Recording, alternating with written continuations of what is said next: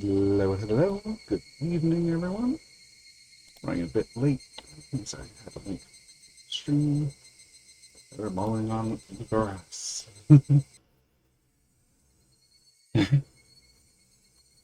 Alright, this is Rana with her conspiracy. They were mowing the grass near the fence, which was probably a cover to monitor the surroundings. Just in case, I tried to escape from the school. But they must have been thinking that would happen only after school was over. They seemed to have no idea that I had already noticed their plan and was trying to run away right at that very moment.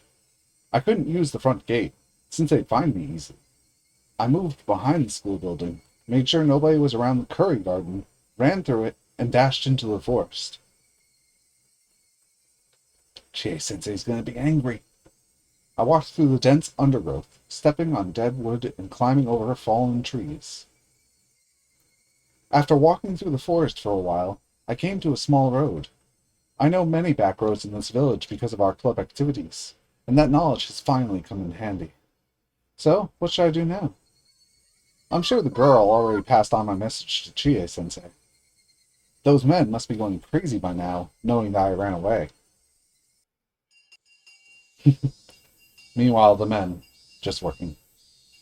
Did anyone else talk to Ryugu-san before she left school? Everybody in the class looked at each other and shook their heads. What? Chie-sensei looked a bit upset that Rena left school early without telling her in person. Rena-san has been feeling sick these days. Neat. She left her bag here. What happened to her? I have a bad feeling about this. What? I think I know what's going on. I'm not sure, but I have a very bad feeling about this.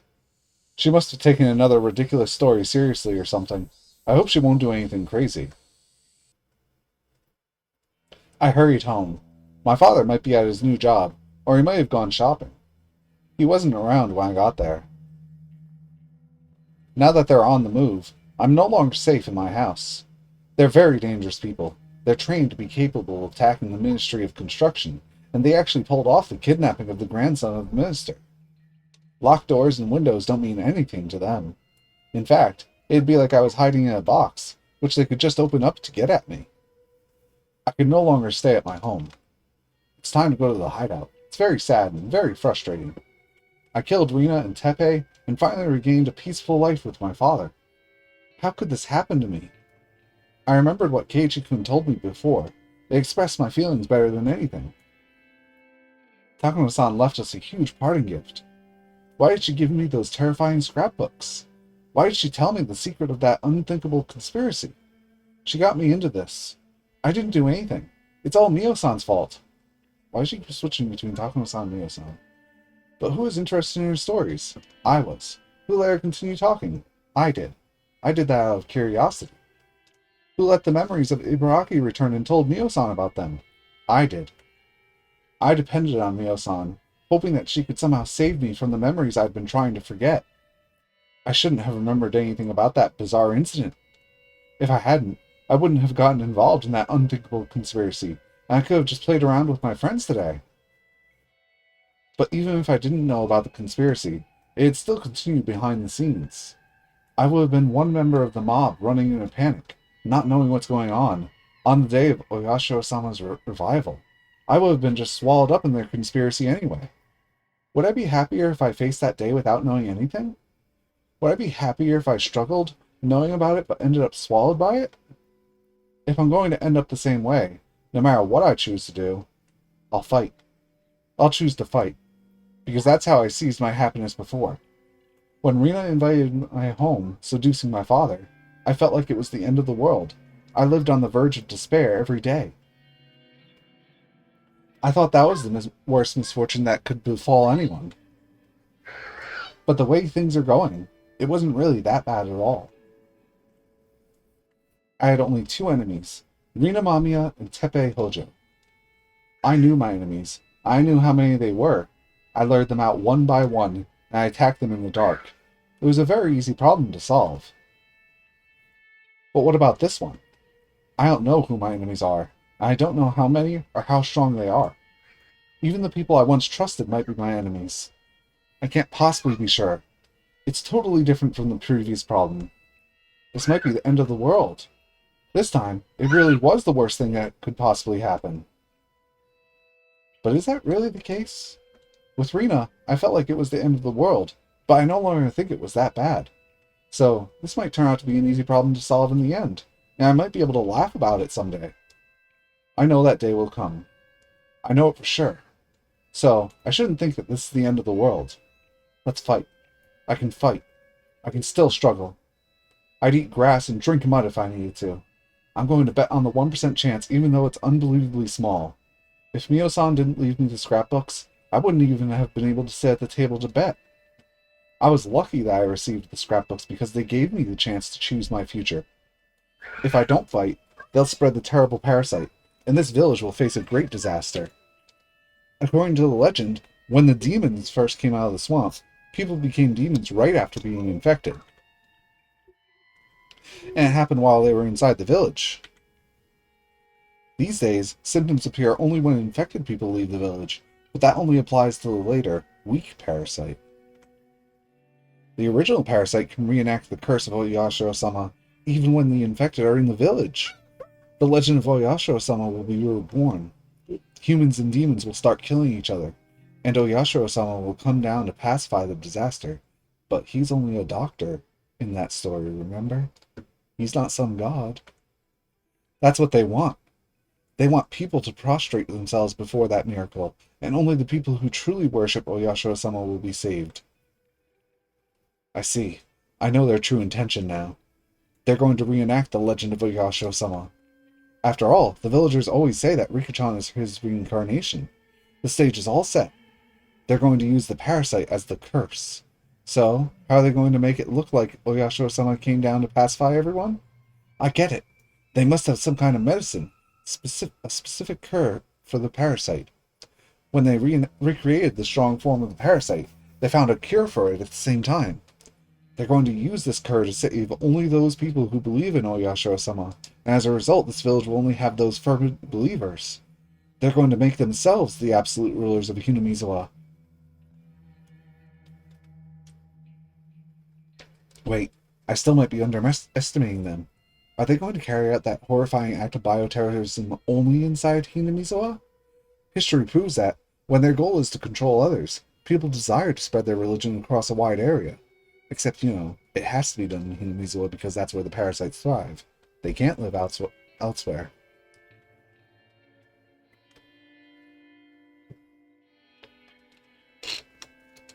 I'm sure that they conducted research not only to bring back the permanent form of the parasite, but also to overcome its weakness, namely that it only thrives in Hinamizawa. There you go.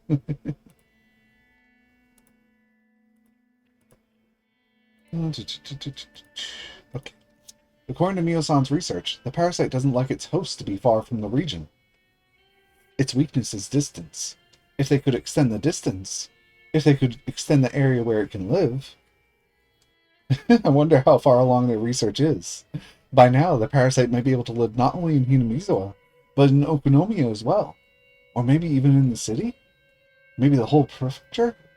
It might be able to cover nearby prefectures as well. Maybe even Japan. Maybe the whole world. This is too serious to just call it a conspiracy. It's horrifying enough, and its scale large enough to call it a revolution. The day of revival is probably not far off. I can tell by how they killed Mio-san, and by the extent of their pressure they're putting on me. The pressure I've imagined. They're trying to get rid of the small fish bones stuck in their throat by any means, because that day is coming even closer. Ever closer. I'm the only one who can stand up against their revolution. I can't trust anybody. I think I can trust Keiichi-kun, except he's going to betray me soon, so then I won't be able to. Then I'm going to go full crazy conspiracy. No one can pull me out. But no one else. Mii-chan is out of question. I can't trust Rika-chan either. Satsuko-chan and Rika-chan stick together like super glue, so I can't trust Satsuko-chan either. Can't trust any adults. I can't trust anybody. No one is on my side. I have to stand up against them alone. The clock is ticking towards that day, and the ticking noise made me frustrated. How should I fight against them? What should I do? I needed time to think. I needed a place, a safe area, where I could concentrate on thinking. Fortunately, I had such an area already. My hideout, the garbage dump. Nobody ever goes there, so it's safe. Even if they found out about that place, I'm familiar with its surroundings. I know escape routes and places where I can hide, but it has a big shortcoming as a hiding place. It's not hard to imagine what that is. I don't have any stock of food there. That's why I came home. I opened one of my father's drawers and took out his cash box. The contents haven't changed since the last time I looked inside. There were many new 10,000 yen bills in the cash box. I took them all. Jeez, I couldn't tell how many bills there actually were, but it looked to be about 80 of them. Jeez! How many is that? That's 800,000 yen. So in today's money, that's... Actually, it's not as crazy as I thought, maybe? No. That'd be 80,000, 800,000. So that's... my brain. Yeah, it's like $8,000 minus a bit in today's money. But back then it was worth even more, so I just say $8,000. This should be plenty. If I evaded them long enough to use all of this money, that would mean that I did pretty well. Plus, I might use it to buy someone off. You can never have too much money, especially in a situation like this. I didn't take the bank book. If they were waiting in ambush at the bank, I'd be done for. But they won't be waiting in ambush at the garbage dump. They don't know about that. Mion, Satoko, Rika, all of them know about it, but not these people. It's too risky to withdraw money at the bank. I grabbed my backpack. I took the key for my bicycle. I put everything I think would be convenient to have into the backpack. I didn't care if it got heavy. I'd choose what was necessary to carry around later at my hideout. If there ended up being something I didn't need, I could leave it there. I looked at the clock. It had been 30 minutes since I came home. I stayed here too long. I rushed out of the house. I went to a small convenience store and bought as much sweetbread and canned food as I could fit into my backpack. An old lady was at the register, probably suffering from dementia. She showed no interest in the extraordinary amount of food I was buying. But as soon as the manager of the store checked the sales that night, he'd find out. The idea didn't bother me, because I could no longer walk around the village in the daylight anyway. My backpack was full, and the cans hurt my back as I walked. But that didn't bother me either. I got to my hideout, still carrying the heavy backpack. I organized the stuff I brought. It was very heavy to carry, but now I had sufficient food. The abandoned construction office still has running water, so I could get some from there. I'd wanted to get some vegetables, but in a situation like this, I could hardly complain. After I organized things, I took out the scrapbooks I hid here, and put my brain into top gear, flipping through the pages. So now what? Now we think, how am I going to stand up against this gigantic conspiracy that I created? I needed to calm down, stay cool, but also think fast about more conspiracies. There might not be a lot of time, so I'd have to hurry, but I don't know what to do. It's easy to run to school in the morning when I oversleep. It's easy because I know where I should go. But now, I don't know where I should go to, or what I should do. Now that I've come to this point, I should tell Oishi-san everything. It's highly likely he's an enemy. But that doesn't matter anymore. If it was true, I'd just declare war. But if he was on my side, he'd be my only remaining hope. I'm far too weak to stand alone against the terrifying scale of this conspiracy poised to instill fear throughout Japan. No, the whole world. I'd have to use a public phone to make the phone call. There's only one public phone in this village that stands at a place where it's hard for people to spot you. That phone booth. The one Keiji thought is throw it out. It stands in the middle of nowhere where nobody really comes around. Many bugs gather around the light when it's dark, and it's not a pleasant place to go to. But I can't think of any other public phones I can use to contact Oishi-san without being seen. Even though it stands in the middle of nowhere, it's still dangerous to use in the daylight. I should wait until nightfall and take advantage of the darkness. I heard that Oishi-san has been holed up in the station since Mio-san's murder case, so I should be able to reach him any time. I have the number for the direct line to his office, too. The sky was still bright. Even though I had no time, I still had to wait for it to get dark. Frustrated, I glared at the sunset. Come on, come on. I should find something to do. I couldn't waste any time that I had, so there must be something to do.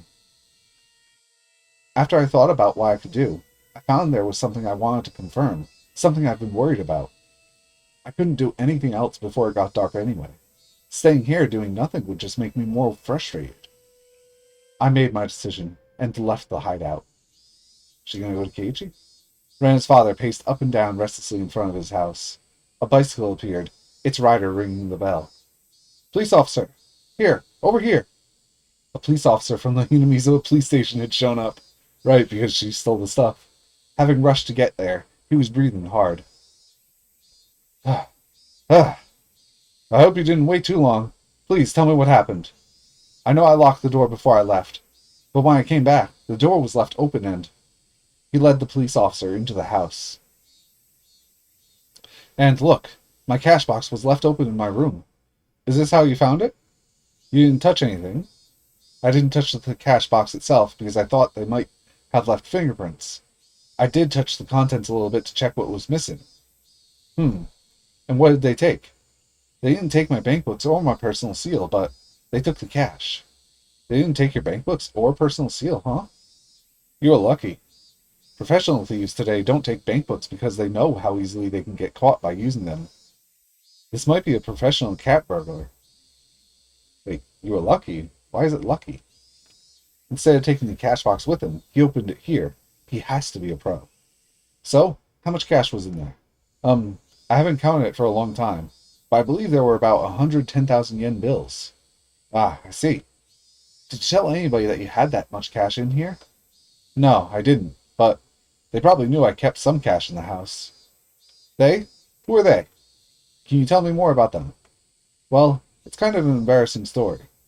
Her name is Rina Mamiya, and... Just then, the phone rang. Oh, excuse me. I'll just go get that. Please give me a minute. He grabbed the phone. Who's the he? Father or... Yeah, it is. Hello, this is the Ryugu residence. Hello. This is my bar. Is Renaissance there? No, she hasn't come back from school yet. She hasn't? I'm very sorry, but I'm in the middle of something right now. Can you call back later? I'm sorry. Bye. He hung up after that. Now is Keiichi going to be rushing to Rena's house? I was stunned. It didn't look like anything had changed on the surface. It was hard to find this place at all, because it was perfectly blends in with the surroundings. What's she doing? I only found this place again because I remembered there was a tree with a big lump of wood on it nearby. Was she checking? The bodies. It was perfectly camouflaged, as if nothing had happened. That's why, at first, I thought I came to the wrong place. But I could make certain once I stick a shovel in the ground. I should be able to tell right away whether this place was dug up before or not. After several false starts, I found the exact spot where I buried the corpses. But the biggest problem of all is that there are no bags in there at all. Why? How come? Did I bury them deeper than this? No, I didn't. I remember exactly how deep I buried them. I know I didn't bury them deeper than this. Wasn't her friends with you? I wasn't expecting this. I came here to check the corpses. I just wanted to do that to kill some time. I didn't want to stay in my hideout doing nothing, so I came here to check if the corpses I buried were still there. I'd make sure that they were still there, and I'd feel relieved. It was supposed to go like that. This was such an unexpected turn of events that I broke out into a cold sweat. What's going on? What's going on? I don't need to calm down to think about what happened. Corpses can't come back to life and crawl out of the ground. Someone must have dug them out. Who did it? And for what purpose? Did anyone happen to see us burying the corpses here? And did they dig them out after we left? What if they handed them over to the police? No, it can't be. It's been quite a while since the day we buried them here. It was before the Watsunagashi festival. So if the police did find the corpses, when Oishi contacted me, he had to know about Rina and Teppei. But you didn't tell me anything about them. I don't think he was hiding anything on purpose either. So, that means the police don't know about Rina and Teppei yet. Then, why are the corpses gone? That would leave only one answer. Who knows about this place? One of us came back here, dug out the bags, and took them away. The first person who comes to mind is Mion, the Sonozaki family. But I can't think of a reason why they would do that. The murder of Rina and Tepe has nothing to do with them. I'm sure they don't want to get involved either, let alone be falsely accused. They must want to stay as far away from this case as possible. Why would they want to keep the corpses? It's like keeping a joker even though you'll lose if you have the joker by the end of the game. If I was Michan, what would I do? What would I do if I was club president? The joker is a card that you want to get rid of, at least in the game I mentioned earlier, but it becomes a powerful card in other games. What kind of game would that be? Poker. Electric shock ran through my spine. At the same time, I realized that they are one step ahead of me. The Sonozaki family got the corpses to use them as a joker, as a wild card. They're trying to use them to sell me out to the police. The Sonozaki family is trying to kill me using their death squad, but they want to have insurance just in case they fail. The thing they're afraid of the most is that I might work together with the police. If they could prevent that from happening, I'd have no one to work with. If that happens, I can no longer run away from them. I'd still be a fish in their pond. They're going to use the corpses to sell me out to the police for the murder of Rina and Tepe. If the police started seeing me as a suspect, they'd never listen to my story. They could have been my last hope, but this will certainly turn them against me. But I'm sure the Sonozaki family doesn't want to use their joker unless absolutely necessary. After all, Mio and Sonozaki helped bury the corpses. Plus, they don't want the police to hover around Hinamizawa when the day of revival is so close. I'm going to call Oishi tonight, and I'm going to ask him for help. I'm going to tell him everything, including the things I haven't even told Keiichi-kun. I don't know if Oishi will believe me.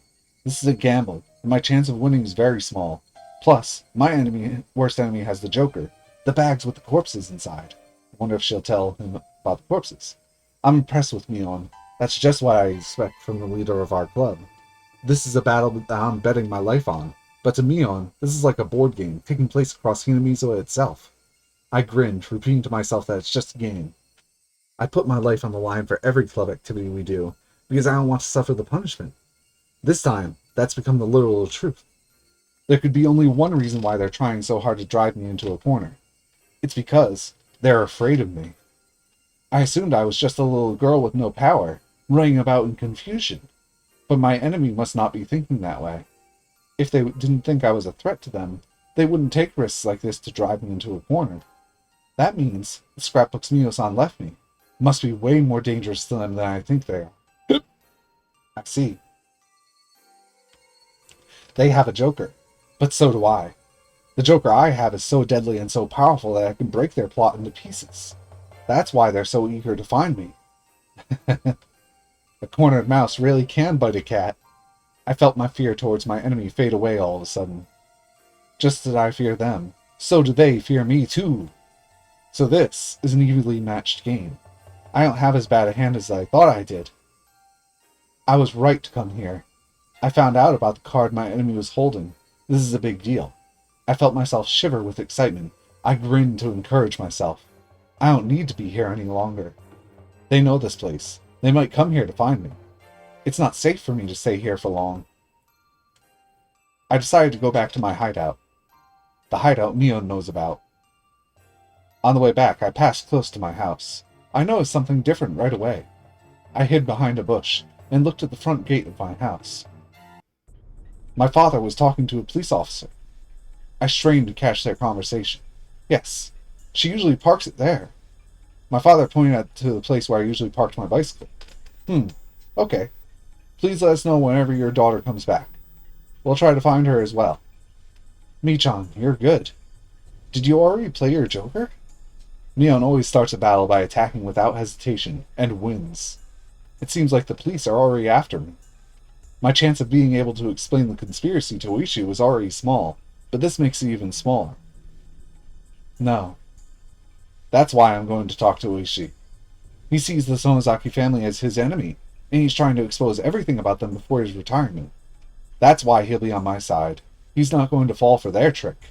Of course, there's a very high possibility that everything was part of their trap from the very beginning. It's possible that he claimed the Sonozaki family was his enemy, in order to make me believe that he's on my side. But their joker is actually giving me hope. If Oishi is one of them, it would be too early to play their joker. Oishi isn't one of them. That's why they got the joker, so they can play it before I go to the police. No, wait. That might be a trick to make me think that way in order to make me trust Oishi. When Mion gives me two choices to choose from, it's usually better to choose the one I like without thinking too much. Mion, after all, likes to guess people's intentions in order to confuse them. So when you think about a choice too much, you're already in her trap. I'm going to do as I planned. I'm going to call Oishi after it gets dark. If he's going to become my ally, we can talk about the future. And if he isn't, that, I realized, was why I had to think about before got dark. I love it. She's just making rock, paper, scissors into like an unbeatable game in her head.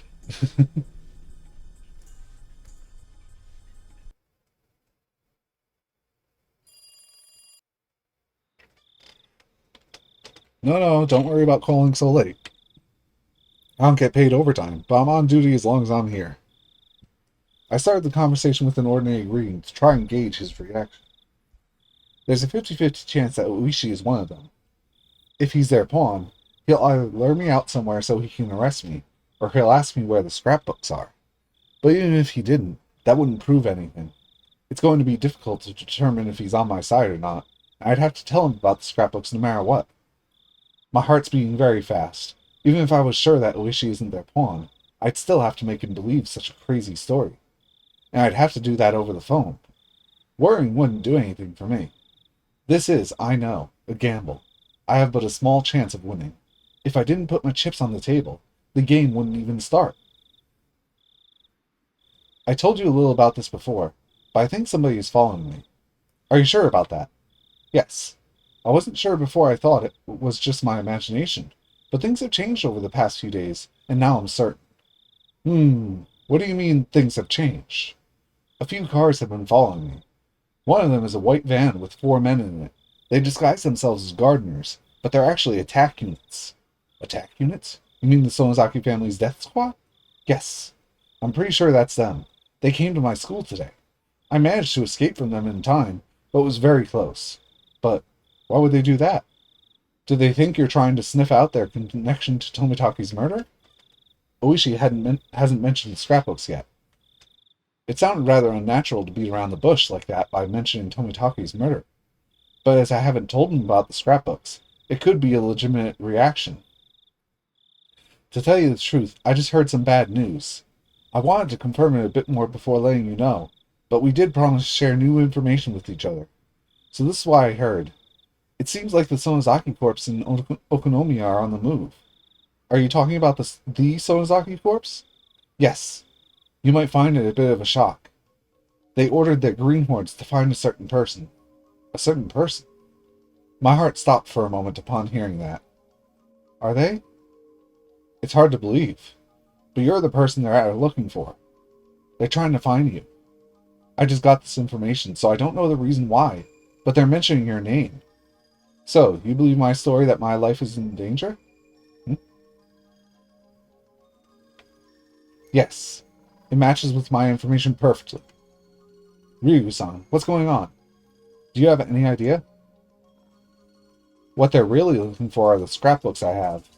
They want to know where they are, and they believe that I'm hiding them. They must be thinking that they'll be able to hide the information in the scrapbooks forever if they succeed in shutting my mouth. But I couldn't tell Oishi about that yet. I answered his question by asking him a question. What about you, Oishi-san? Do you have any idea? I can't think of anything. No, I'm afraid I don't. It's hard to believe that the Sonozaki Corps are using their resources to capture an individual like you. But it's true. It came from a reliable source. It came from a reliable source. It might be the Sonozaki family who are after me. Not just the Sonozaki Corps. It's very unusual for them to take action like this.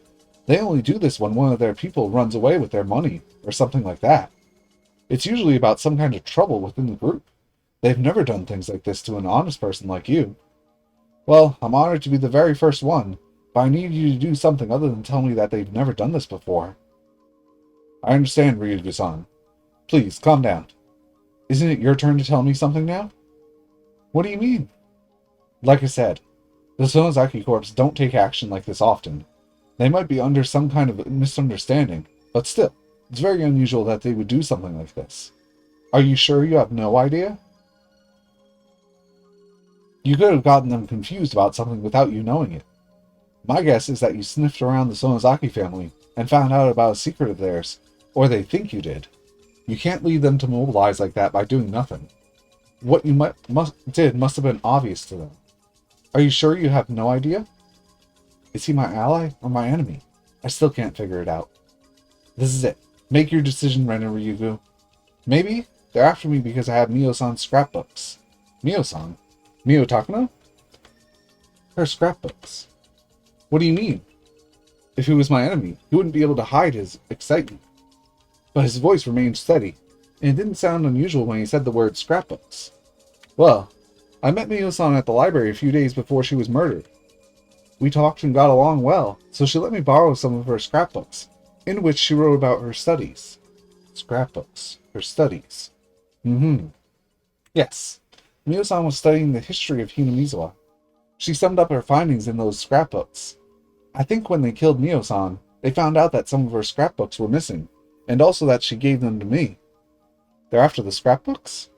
Ryugu-san, what in the world are you talking about? She collected all her research about Hinamizawa and its ancient past as Onigifuchi into those scrapbooks. She wrote about the origin of Oyashiro-sama's cult in them too. The origin of the cult of Oyashiro-sama? You mean the story about the man-eating demons? Yes. In her research, she discovered a very important secret about Oyashiro-sama. The secret was extremely blasphemous for the people who worship him. I see. Those people, the most devout believers, couldn't accept the result of her research. Oishi was taking notes. I could hear him writing something while he spoke. They killed Mio-san, and they're trying to get at her scrapbooks. They weren't sure that I had them, so they followed me to find out. But I think they changed their plans yesterday. They're now trying to kill anyone they think is suspicious. I see. That doesn't sound good at all. I'm going to arrange a security detail for you, and let me take a look at the scrapbooks too. I might be able to find some clues about her murder. No. I mean, they might have pawns inside the police force, so don't worry about me. I can look after myself. Same with the scrapbooks. They're going to try to destroy them, even if they were kept at the police station. You may be right. If the Sonozaki corpse is chasing after you because of an order from the head of the Sonozaki family, that means our enemy is the Sonozaki family itself. If so, I'm afraid I really can't guarantee that we don't have a traitor among us. Sus. That's what I'm saying. Please, don't worry about me. But I have a favor to ask you. It's very important. Go ahead. What is it? According to Mio-san's research, there's a horrifying conspiracy at work in the shadows of Hinamizawa, and it's about to be carried out in the near future. A conspiracy? What's that about? I got tense all of a sudden. If I tell him everything, it's going to sound like a big lie. I should leave out the bizarre-sounding parts for now. It'd actually make the story more credible. Fanatical worshippers of Oyashiro-sama are the ones behind the conspiracy. Since the Meiji era, belief in Oyashiro-sama has slowly disappeared, so they're trying to revive the majesty of Oyashiro-sama that the people of Onigifuchi once worshipped. Go on, I'm listening. I'm just writing this down. According to Mio-san's research, the origin of the legend of Oyashiro-sama lies in a primitive endemic disease. Is she going to leave out the parasite part? People feared this endemic disease and called it the curse of Oyashiro-sama. And then someone like a doctor treated the disease, and was then worshipped by the villagers as Oyashiro-sama himself.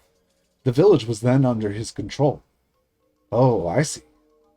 That's interesting. Go on. The endemic disease was caused by a parasite unique to this region, but it became weaker with every generation, and now it doesn't do any harm to people, as you can imagine. To them, a harmless endemic disease means no curse of Oyashiro-sama. No curse means no savior. They can't keep the sanctity of Oyashiro-sama like that. And to revive the sanctity of Oyashiro-sama means they have to revive the endemic disease, right? That's right. They want to recreate the legend of Oyashiro-sama in order to make Oyashiro-sama a deity again.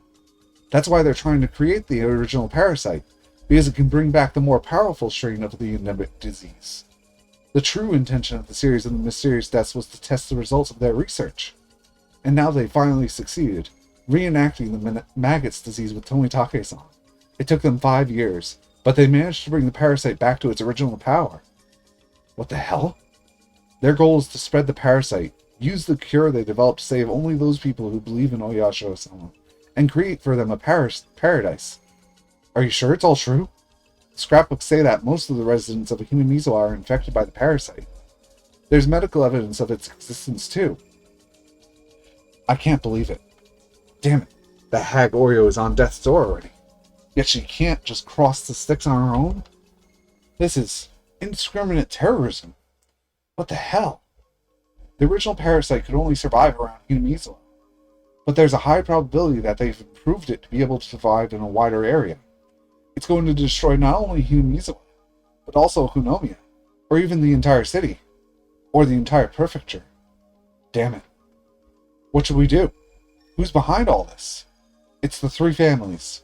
Most likely the Sonozaki family is in charge, but I'm not sure if Oreo is the leader or not. I can only refer to them as they. I also have no idea how far this thing reaches. Do you know where they're doing all this research? I can shut it down. I don't know. It's not in the scrapbooks either. Do you have any idea? It must be a big facility to do that kind of research. You can use a garage for remodeling guns or something like that, but when it comes to parasites, I don't think that would be enough. Mio-san was a nurse at the Irie clinic. Do you think that could be it? I always thought it was a bit too big and fancy for a small village like Hinamizawa. The Irie clinic. They'd need a specially designed facility with airtight containment, among other considerations, to be able to do research on dangerous parasites like this one. It's easy to equate suspicious research with a clinic facility, but it also sounds too easy, and a little cliché. At first, I thought they converted part of the clinic into a secret research center, but that actually sounds a little too unrealistic. Anyway, I don't know where it is, so please find that out. Can't you just raid every suspicious place at once? As you know, we need a warrant for that kind of thing. There's a way I can get one even after doing a raid, but I'd need conclusive evidence that it was actually the research building in question in order to do that. Oishi is a police officer. If he's going to work as a police officer, he has to follow their rules. But they really are planning bioterrorism. There has to be a reason why they killed Mio-san so quickly. I think the reason is because their day of revival isn't far off. Okay, I understand. I'll try to do what I can. With an unthinkable plan like this, I'd imagine it'd be difficult to keep all the Sonozaki family members on their side. I'm sure there are some who are secretly against it. I'll try to make contact with those people. Don't worry, I'm very good at things like this. Oishi laughed to try to cheer me up. I was upset with the work of the police before, but Oishi's positive reaction is very reliable. He's what you might call an outlaw. Oishi's greatest advantage to me is that he doesn't exactly play by the rules. It's very encouraging that he has that kind of skill, especially since we have to act both very quickly and without conclusive evidence. The police normally investigate incidents after they've happened, but that doesn't work in this case. If this incident actually does occur, it's going to be a big disaster. Mio-san exposed such a horrifying conspiracy. I'm scared. She met with a very sad end. She was burned in a drum in the mountains of Gifu. I feel very sorry for her. Oh, right. I forgot to tell you something. We found something odd about her death. Something odd? Well, at first I thought it had something to do with the case, but after hearing your conspiracy story, it's going to sound like nothing. The crime lab probably just made a mistake. Please tell me. I want to know. We promised to tell each other everything, didn't we? I don't mean to hide it. It's just that it might sound a little like a silly horror story. Ryugu-san, do you remember the night of Watanashi? After the festival, you and your 4 friends talked with Tomitaki and Takano, didn't you? Yes, we did. We just talked for a few minutes or so, I think. Well, we found Takano's dead body that night, but the crime lab in Gifu Prefecture said that she'd been dead for 24 hours when she was found. But that doesn't make sense. If that's true, she had to be dead the night before the festival. What's that supposed to mean? I'm confused. If she was found dead on the night of Watanashi, and she had been found dead for 24 hours, that means... In short, it means she was already dead on the night of Watanashi. So, the Takano whom you saw on that night was a zombie. I got you, didn't I? Well, like I said, I think they just made a mistake. I felt my brain freezing over. Oishi laughed, saying that it sounded like a horror story from summer camp. But actually, the fact that Mio-san's time of death was all backed up her incredulous theories. I haven't mentioned this one to Oishi or Keiichi-kun. If I did, they'd start to doubt everything else I said. That's how absolutely unbelievable this theory is. At any rate, the mismatch with the time of Mio-san's death means a lot. What irony. Mio-san came up with the theory, and she proved it correct with her own life. No, not yet. This doesn't prove anything yet. If her theory is true, it might happen again. There's no way. It can't be true. I still can't believe it. But Oishi just said it. He said Mio-san was already dead on the night of the festival. It means that the Mio-san, who was walking arm in arm with Tomitake-san on that night, wasn't Mio-san. Mio-san was already dead, so that wasn't her. That means she was a ghost. I felt a new sensation, one I'd never felt in my life before. It wasn't an ordinary kind of dread. It was fear of the truth. No fear is worse than the fear of accepting a truth you don't want to believe. Compared to this fear, the fear of being stalked by the Sonozaki family, or being burned alive in an oil drum looks silly. That's how deep of a fear I felt. And I felt it crawling all over my body, like the maggots inside me. Ryugu-san, please listen to me. I understand you don't trust the police. It's true that the Sonozaki family has control over the entire city. There are some traitors at my station, too. But you're in danger. You can trust me. I want you to trust me as an individual person. I can provide shelter for you.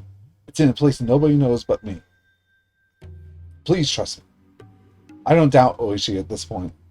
I actually think he's very reliable. I would have said yes without a second thought. But the situation has drastically changed. If Mio-san's death backs up this unbelievable truth, I trust Oishi. I believe he'll find the enemy and take them down. But I'd rather protect myself on my own than let someone else do it. If the unbelievable truth is real, then I couldn't trust anybody except myself. No, even myself might appear before me too. Oishi-san, thank you so much. Anyway, please find their research center and put a stop to their conspiracy.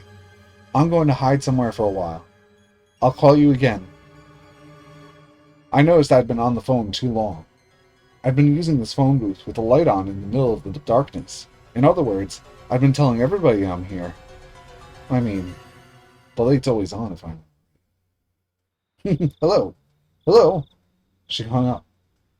At least she wanted to talk more. He clicked his tongue and put the phone down. His junior, Kumagai, rushed into the room. Oishi-san, it's getting really bad now. It's Tatsuyoshi Kasai who gave the Sonozaki Corps the order to find Rena Ryugu. Kasai? Why Kasai? Oh, because Teppei's gone. Kasai? Akane Sonozaki's right-hand man? Tatsuyoshi Kasai was a pretty high-ranking big shot, even amongst the boss's younger brothers. Wait, the order might have been given because Rena's gone. He used to be the boss of a subordinate branch, but after suffering a bad injury during a gang war, he stepped down, and now he served as the boss's aide. Akane Sonozaki relies especially on him, and as her right-hand man, he's still feared even now. When Kasai moves, other gangs consider it as a declaration of war. They fear him very much. He's a warrior among warriors. He's been lying low these days, but he's led countless numbers of gang wars. He was also the leader of the professional attack squadron that went to the U.S. to receive military training during the dam conflict. They were crazy enough to think of attacking the Ministry of Construction for real.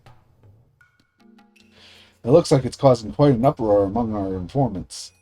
They're saying that Rena Ryugu must have found some kind of information that's very inconvenient for the Sonozaki Corps. I'm impressed at how to the point our informants actually are. Still, this is getting serious.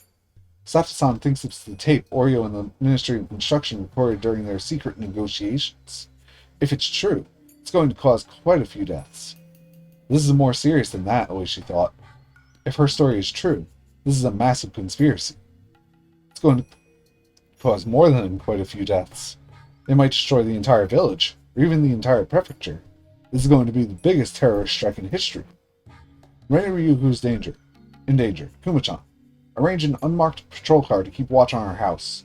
As of today, we're going to put Rena Ryugu under protection. She's convinced she's being threatened by the gang. I'll talk to the section manager later. Well, actually, Rena Ryugu seems to have run away from home. A police officer confirmed that a lot of money disappeared from her father's cash box. Sounds like she took it and ran away. And I also had a call about a car belonging to the Sonozaki Corp parked in front of her house, too. What? Why didn't you tell me that sooner? Rena Ryugu is in great danger. She wasn't calling me from her house then. We need to find her right away. Get me a car. Arrest the people parked in front of her house. And get some guys over here. They're coming with me. Yes, sir.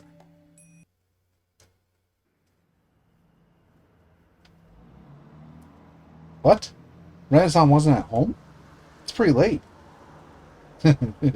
Yes, I waited in front of her house for a while, but she didn't come home.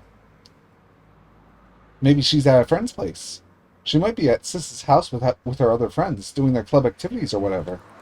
Shion was lying down on the sofa, picturing her sister and her friends fooling around and playing games like they always did.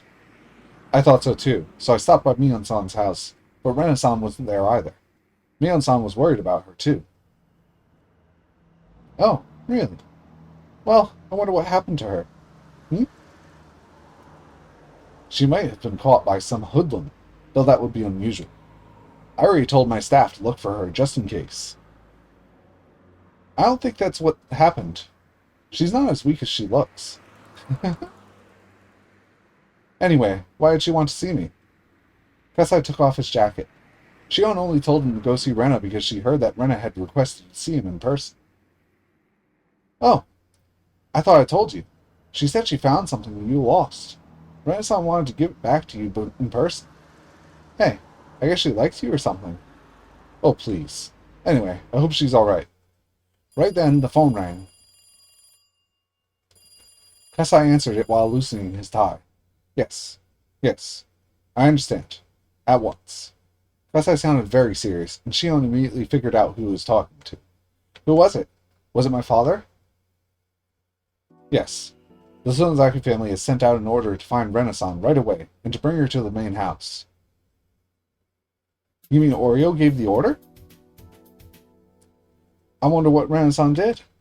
Will she have to peel off her own fingernails? I hope Oreo goes easy on her. Poor girl.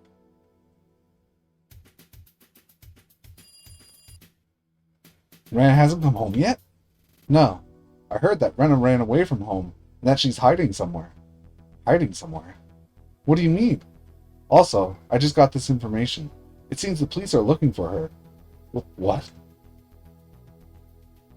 An unmarked patrol car is watching her house right now.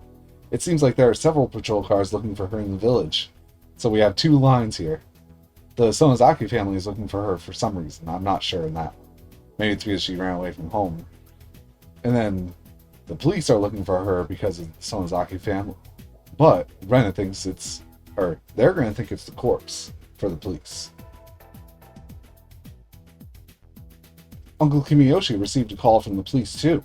He was told to use the town network to find out if anybody knows where she is. Do you think they found the corpses we hid?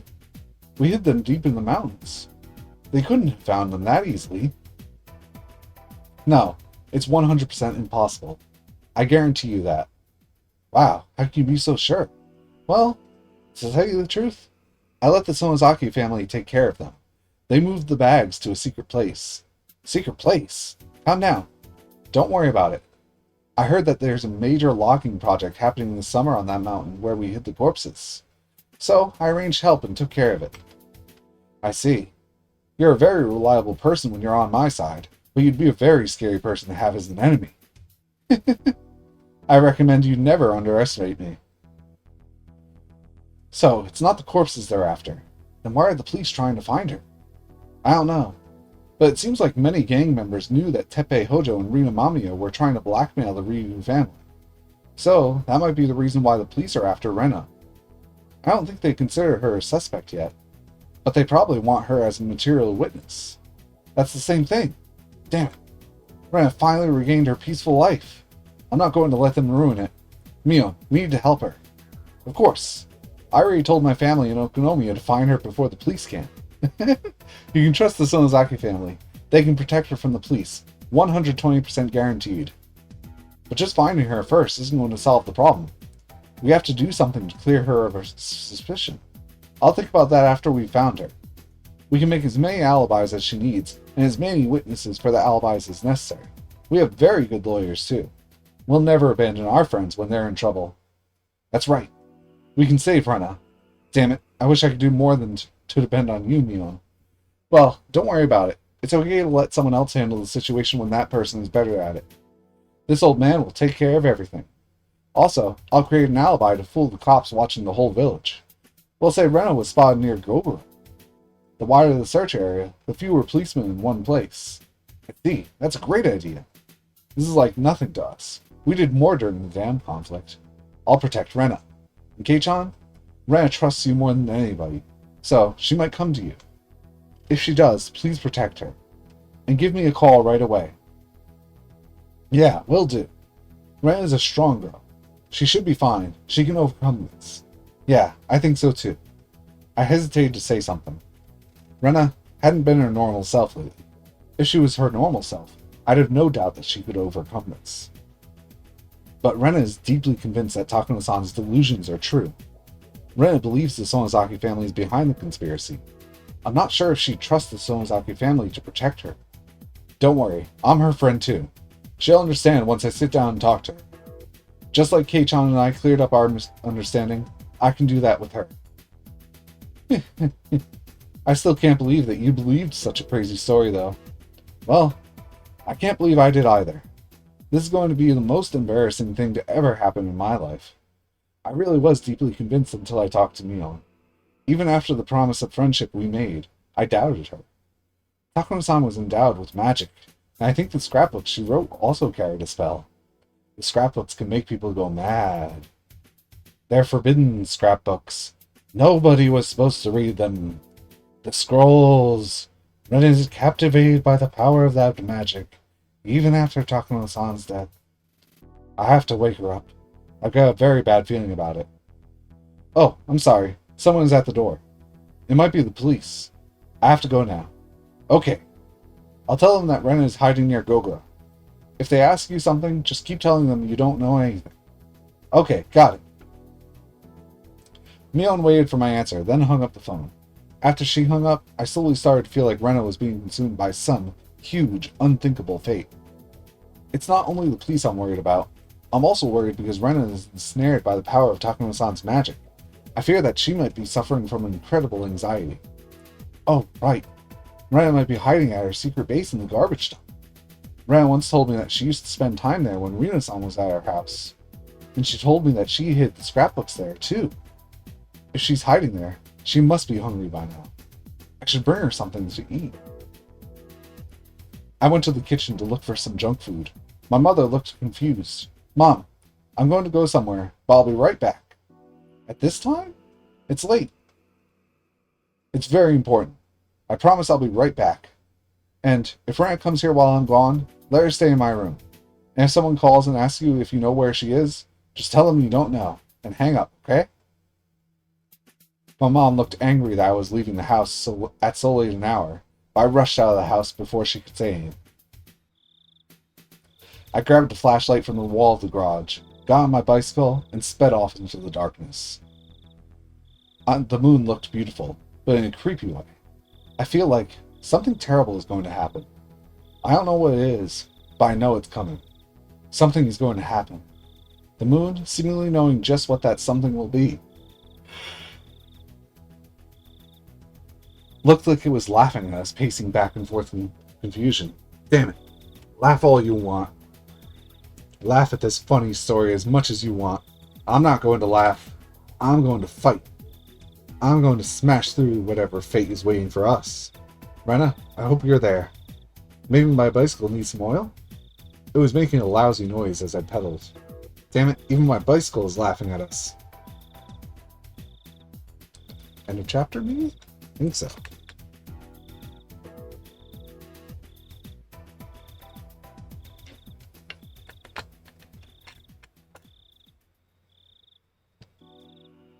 The others.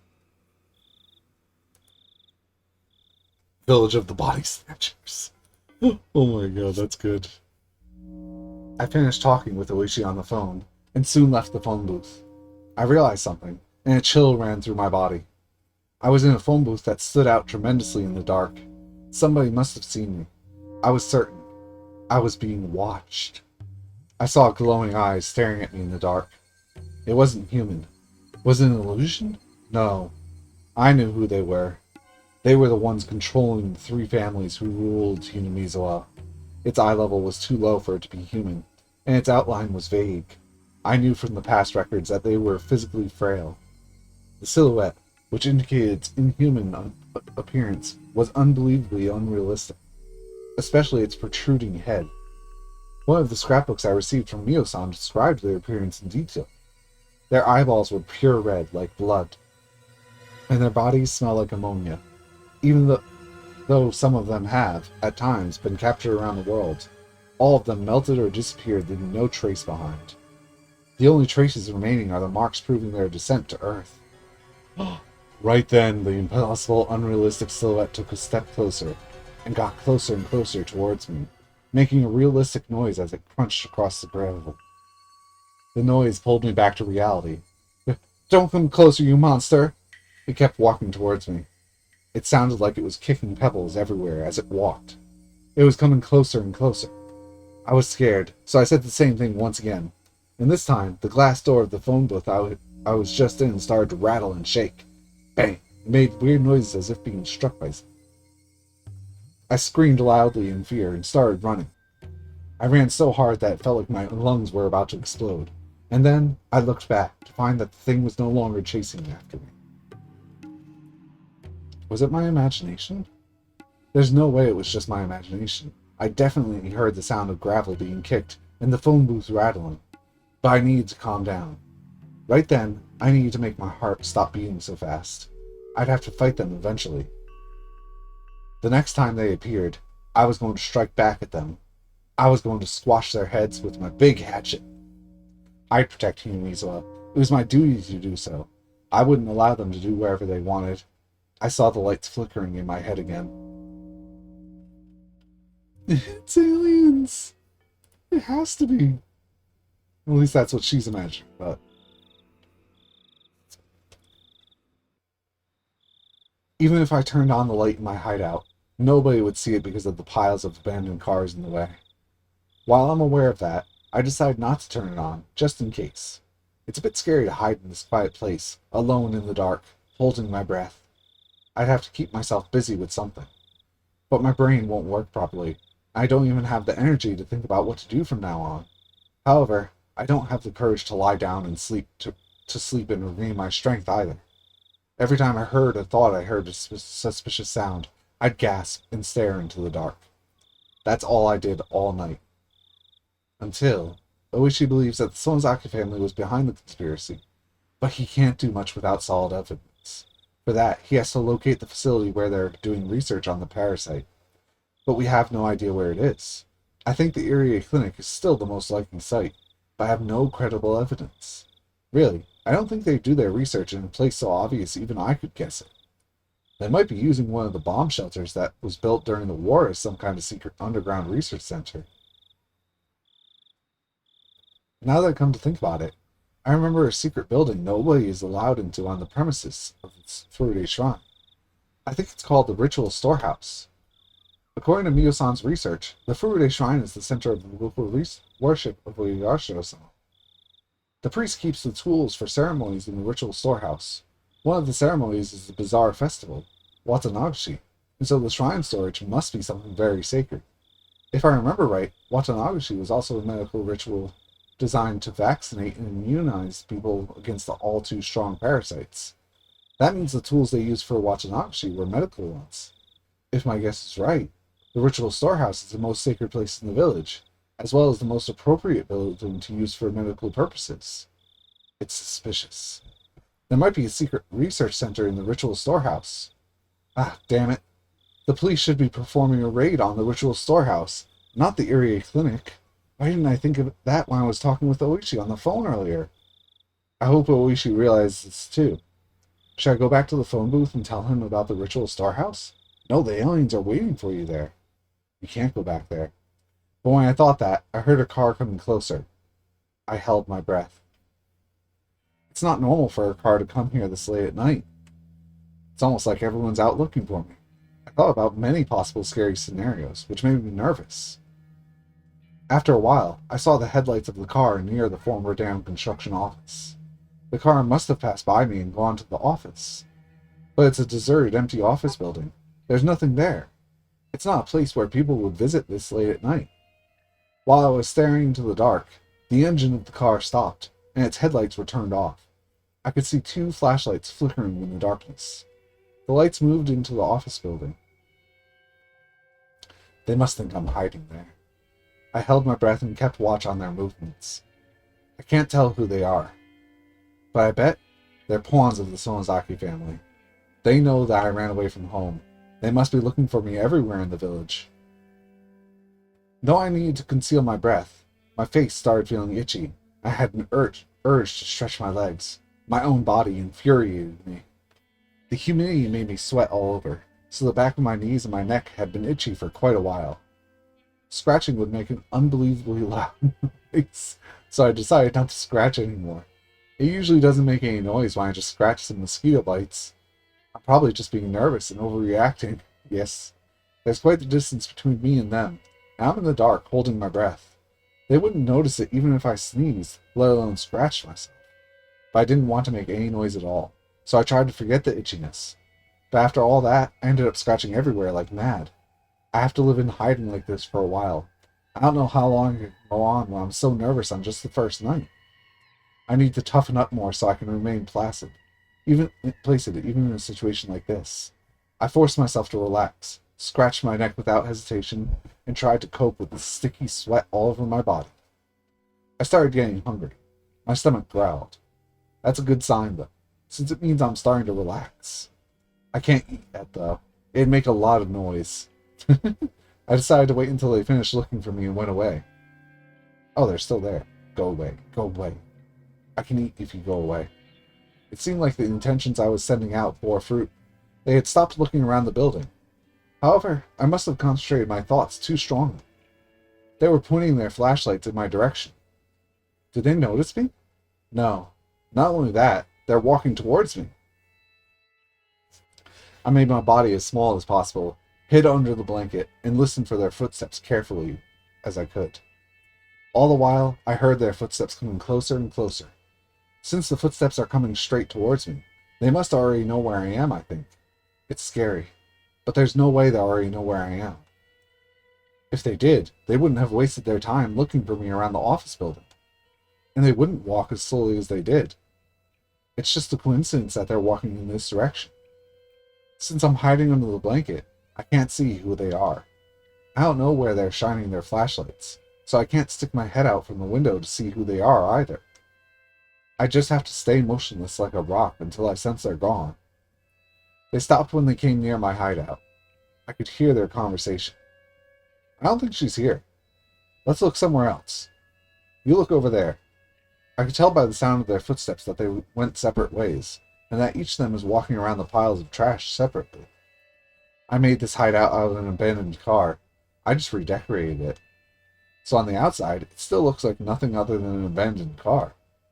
Once you look inside, you can instantly tell it's more than that. So, if they look inside, I'm done for. It's obvious that they're looking for me. Like, if they look inside and they can tell it's changed, then if you can look out the window fine because they'd be looking inside anyway. Are they a Sonozaki corpse attack unit? If they find me, I'll be killed for sure. I know all too well that this place is perfect for murdering people. I killed 2 people here myself. If I can do it, there'll be no problem for them because they're real professional killers. Even so, there's nothing I can do right now. I just have to pray that they'll leave here soon. At that time, I heard a slight beeping sound. This is Atsushi. I can hear you loud and clear. Yes. Gogora? Yes, understood. What's wrong? It seems like Rana Ryugu is in Gogora. Somebody saw her there. Oh man, that's it. We'll never find her now. What are we going to do now? It's an order. We have to find her no matter what. We have to bring her to him. It doesn't matter if she's in Sapporo or Hokuto. We have to find her.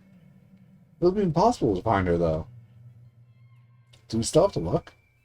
Ren Ryugu has Miyotaka-san's scrapbooks, and he wants them. He was pretty upset about it, so I'm sure they're worth a lot. So, what are we going to do now? It seems like he recalled the others, except the ones who are watching her house. So, we should go back to the office too. Let's have some barley tea or something. I heard their footsteps going further, and then I didn't hear them anymore. After a while, I heard the engine of their car starting. I finally got out from under the blanket and looked outside the window. The car made a U-turn and drove away. The sound of the engine faded away into the darkness. I heaved a sigh of relief. I scratched at all my itchy mosquito bites, wiped the sticky sweat off my face and neck, and finally allowed myself to cough. I'd heard their conversation clearly. They're the pawns of the Sonozaki corpse, without a doubt. It matches with what Oishi told me. And they said something very important. They clearly said that they're after the scrapbooks. Up until now, I'd only assumed that they were chasing after me because I had meals on scrapbooks. I could have forced myself to believe that it was just my assumption. But they said it loud and clear. We need to find Ren Ryugu. She has Miyotaka no scrapbooks. That's what they said.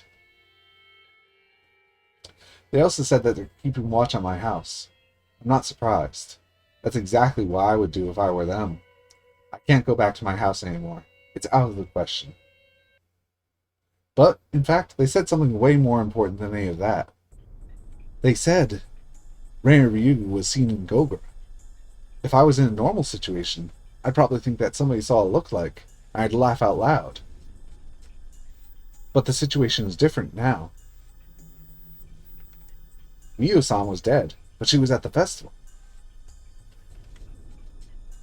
I'm here, but I was in Gogura. Miyo-san wrote about it in her scrapbooks. I didn't want to believe it. They're coming closer to me. I don't mean the Sonozaki family. Something beyond common sense is about to happen. Should I fight or should I run? I don't even know what I should do. I feel like I'm rooted to the spot with fear. Am I about to be eaten? No. I don't want to be eaten alive. I want to run away if I can't win. If I can't run, I want to fight. I'm going to be happy. I know I am. I'm not going to sit pretty and let them get me. But the enemy Miyo-san foretold of in the scrapbooks is coming closer to me, and it's starting to eat me up. I'm in the garbage dump, alone. If I disappeared right now without anyone knowing it, the person who was in Gogura would replace me and start living my life. Nobody would notice the change. My father wouldn't notice it. My friends wouldn't notice it. It would replace me without having anyone notice it. Wait, many people close to me might have been replaced already. That's right.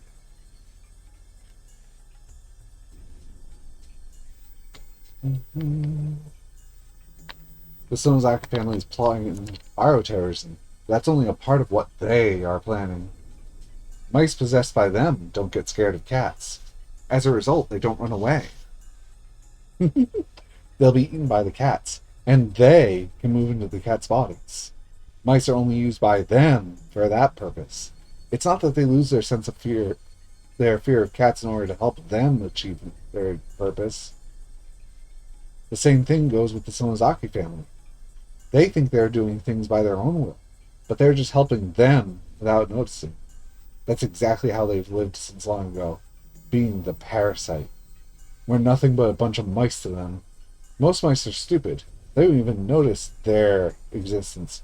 They help them to achieve their purpose, thinking they're living their lives by their own will. But very rarely, a mouse with wits is born. This mouse notices that he's being used, and he also notices their existence. But nobody believes him, so it's not a big deal. He starts thinking that it was his mistake, and he gets swallowed by them. Eventually, he disappears. But even more rarely, a mouse appears from nowhere, notices their existence, and objectively proves it. That mouse was Miyo-san. To them, this mouse was a very rare and very dangerous existence. That's why they resorted to unbelievably bold and violent methods to try and eliminate that mouse when it appeared. But surprisingly, we knew about those measures. But the stupid mice don't believe it. They don't notice that they are forcing them to not believe it, that they're helping them in the end. They killed Mio-san. And they tried to replace her. But they made a mistake. We found the real corpse of Mio-san. That's why they failed to replace her. They'll try to kill me and replace me too. Or they'll replace my friends, in order to get close to me. They'll look just like the real people, but they're totally different inside. They're in a normal existence that's beyond our imagination. I know, they'll appear. No, they're already here. He's right there. It appeared the day after Mio-san died, and it appeared in Gogoro tonight. They'll keep coming. They're openly after me now. They'll keep coming. They'll keep coming. Right then, I heard somebody coming down the slope. I concealed my presence again, and I looked at the direction where the footsteps were coming from. I could see one flashlight. It looks like there was only one person now. Who is it? This late at night? Its shadow is very small. I can tell it isn't an adult. I felt a chill running through my body. It shined the flashlight towards my hideout, and its footsteps were coming straight towards me. It's different from the other guys earlier. I can tell by the sound of the footsteps that it knows I'm hiding here for sure. No, it must be just a coincidence. I should just conceal myself again. I can make it through this again. I made it through last time. I need to hide. I need to hide. I pulled the blanket over myself, made myself as small as possible, and kept telling myself that I was a stone. But the footsteps kept coming closer and closer, and it knocked on the door of my hideout. I opened my eyes wide. I broke out in a nervous sweat. Not wanting to believe that the sound I heard was a knock, my mind went completely blank. But it knocked on the door again. I could feel a light shining on the blanket. It might be shining the flashlight on me, but I still held back my fear. As long as I don't move, it can't put a finger on me. I kept telling myself that if I was casting a spell. I tried not to shake in fear. It laughed. It has laughed at me because I thought I was still hiding perfectly. But I still tried, because if I got out of the blanket... What are you scared of? Oh! I threw off the blanket and saw the owner of the voice. What? It is Rika-chan. Now, why is she here? Why did she come to see me? I don't understand why she came all the way here all alone this late at night. I realized all of a sudden. She looks just like Rika-chan on the outside. But she's not her. It is just copying her appearance. It came to Mio-san, to me, and to Rika-chan. I decided to talk aggressively on purpose in order to work up courage before my fear crushed me down. Is that you, Rika-chan?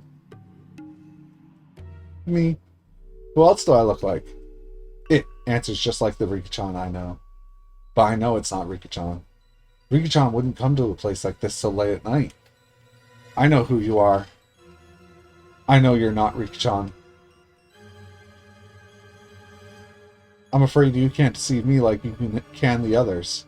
Even though you look just like her, I know you're not Rika-chan. You're not my friend Rika Furude.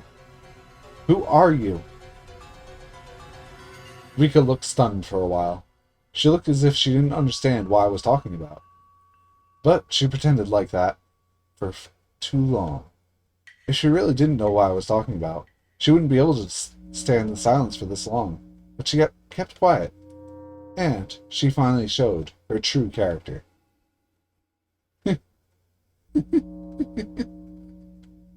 It laughed. It laughed at me because I figured out something that was almost impossible to figure out. That it was not Rika.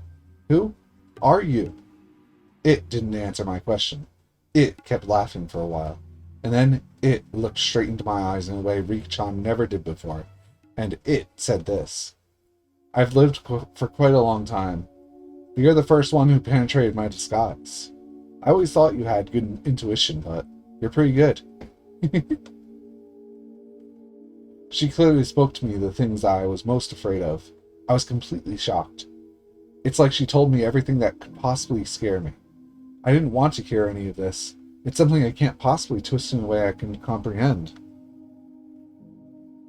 Let's just say I'm Rika for now. It's been a while since I started to call myself that. Oh, really? It's been a while, huh? Like, how long? Not that long. It's only been about 100 years. What? What are you talking about? I'm contradicting myself. I know the person who's standing in front of me isn't Rika, but at the same time, I deny its existence. As long as humans hold this kind of emotion, they can never accept unknown existences. In other words, we can never accept them. You don't have to be scared. You're in the car. I'm outside of it. It's not easy for either of us to do something to the other. I think this is a perfect distance between us. No matter how long I've lived, Rika Furude is still just a little kid. You're still stronger than me. I should be more careful than you, because you could snap and jump on me at any time.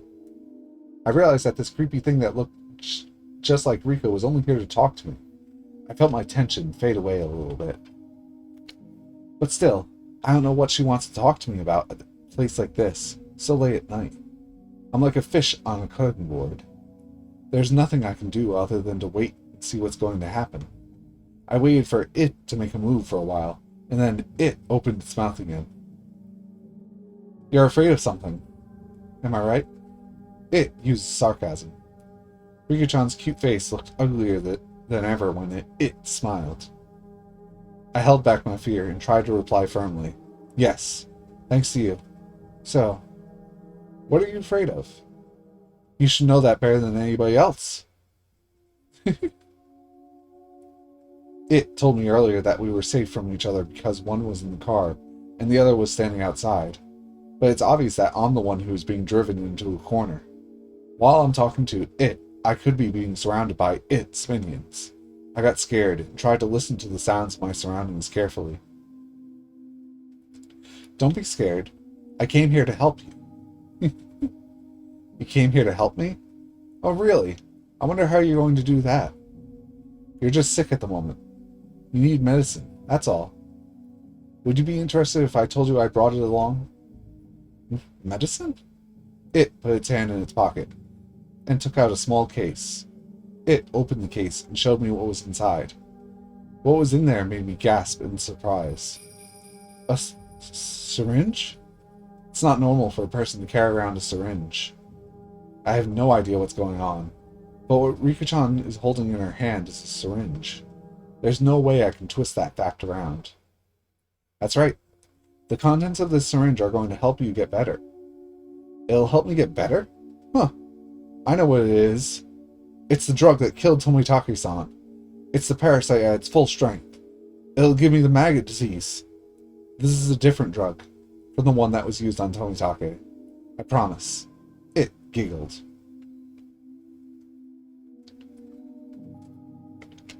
It isn't the giggling that scares me. I'm scared that it admitted the cause of Tomitake-san's death so easily, and it also admitted the direct cause of the maggot disease that Tomitake-san died from. I know you're going to kill me in the same way he died, and that the Renin Gogura is going to replace me. Problem solved, right?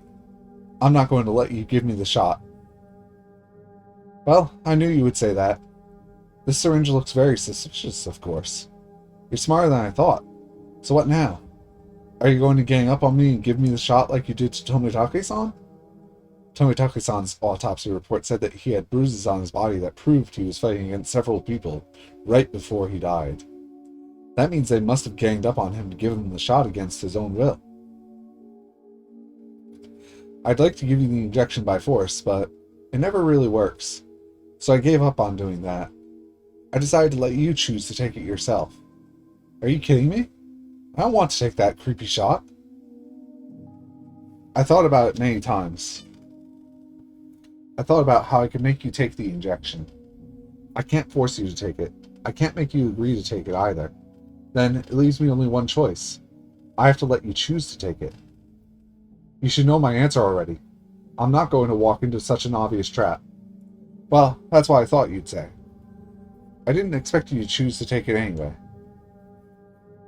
It heaved a sigh, made a gesture as if it is mocking me, and smiled bitterly. It looked as if it was saying that I'm a lower animal that can't understand it's being given a chance for salvation. I kind of want to say I'll take the shot on a dare, but I know that's exactly what it is intending to do. Go back to your home and tell your friends that you failed to give me the shot. I'm not going to let you beat me. I'm going to fight till the end. And I'm going to seize the 1% chance of winning. And I'm going to destroy all of you. I see. Then you should try to do that. This world is going to end soon anyway. End soon? It has nothing to do with you. A frog sitting in a well doesn't need to have any interest in the world outside, does it? At this stage of the game, it said something very dubious. I tried hard to understand what this horrifying creature was trying to say. What are you going to do to me? Nothing. Do whatever you want. What? It's almost too easy. As far as I know, do whatever you want means ignorance or release when your enemy says it to you. At the very least, it isn't a bad thing. Or does it have another meaning? In that way, I overinterpreted the meaning of the sentence. But then, it said it again. Do whatever you want. I'm not interested in this Ren-Ryugu anymore. I'm going to try to get along with the next Ren-Ryugu. I have to pray that the next Ren-Ryugu doesn't have such good intuition. I was scared of it, like I'd be scared of a judge handing down his death sentence. I used to try really hard to fix things every time a little problem occurred, but I got tired of it. I'm not interested in this Hinamizawa anymore. I'm going to find the next Hinamizawa, but you only have this one. So I hope you live as best as you can. It was telling me scary things one after the other. This was obviously a warning of Hinamizawa's destruction. It means the climax is coming soon. They have already prepared another Rena. Why I lose to this fate? They are going to replace me with that Rena as if nothing happened. They're very well organized. What humans are most afraid of is for their lives to lose all value. Your life becomes worthless when you're told that you have a replacement. It's like an indirect death sentence. It closed the syringe case and put it back into its pocket. It turned around and started climbing up the slope. At the top, it looked back and spoke without as much as an evil smile. Well, goodbye, this Ren-Ryugu. I hope I can get along with the next Ren-Ryugu. I shouldn't worry, because I do usually get along with them. I'm not going to let you replace me with the next Ren-Ryugu. I'm the only Ren-Ryugu. I'm not going to let you do it. Never. Ever. I wondered if my scream was reaching it. It looked at me coldly. It looked at me as if I was just an image of the past on a TV screen. It's fun to have a conversation like this once in a while, huh?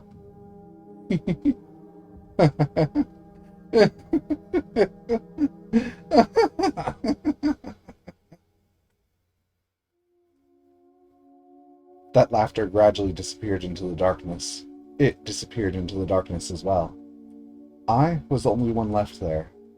I'm forsaken, and they don't care if I disappear.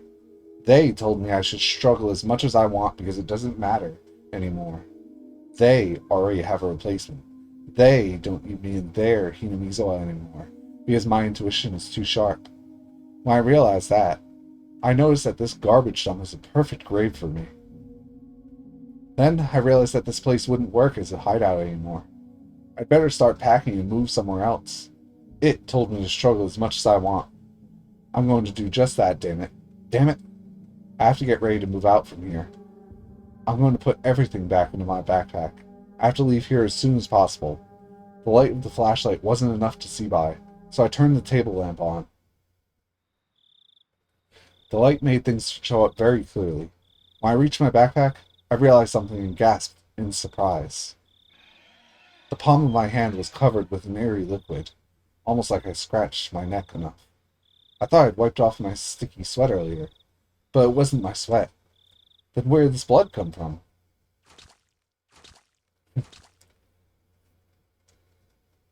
I realized it right away. I was scratching the mosquito bites on my neck earlier, and I scratched them until it bled. When I noticed that, I remembered the sensation, the mixture of pain and itchiness. I felt something moving near the wound on my neck, so I scratched it again to get rid of whatever it was. My hand got sticky and wet with blood again. I can't see what the things are because I don't have a mirror, but I know. They're already spreading throughout my entire body, causing the itchiness on my arms and the back of my knees. If I'd never experienced this before, I think I got bitten by a bad bug or something. But unfortunately, I already know what's causing this itchiness. Why? Why? I say it with hatred. Why now? Why here? It's the maggot disease, without a doubt. If I cut the veins on my arms, the dusky red gross things would flow out. But it's impossible. I didn't get any suspicious shots. But it doesn't have to be a shot. They may have put the drug in my food. I may have eaten it without noticing. I don't think they put it in the food at my house, but I used to share lunch with my friends at school. They might have put it in the lunches. That Riku who visited me just earlier was shining the flashlight on me, so she knew that I was scratching my neck so hard it bled. Nevertheless, she acted like there was nothing wrong, and she told me that I wouldn't last long.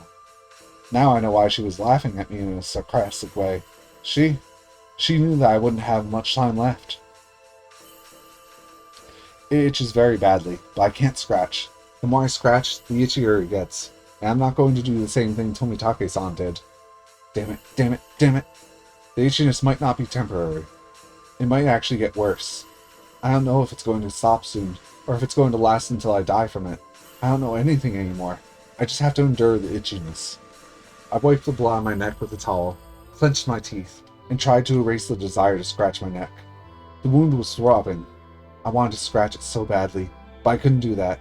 I fought back the desire, biting the end of the towel. I scratched other parts of my body really hard in order to forget about the itchiness on my neck, but it didn't really work. I just prayed for the itchiness to go away, closed my eyes, and fought back the desire. That seemed to be the best way. I let my mind go blank, breathing hard for a while. I felt like the itchiness got a little bit better.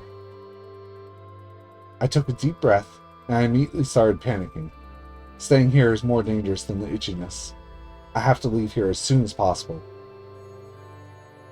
I felt it while packing my stuff. I felt the end coming closer.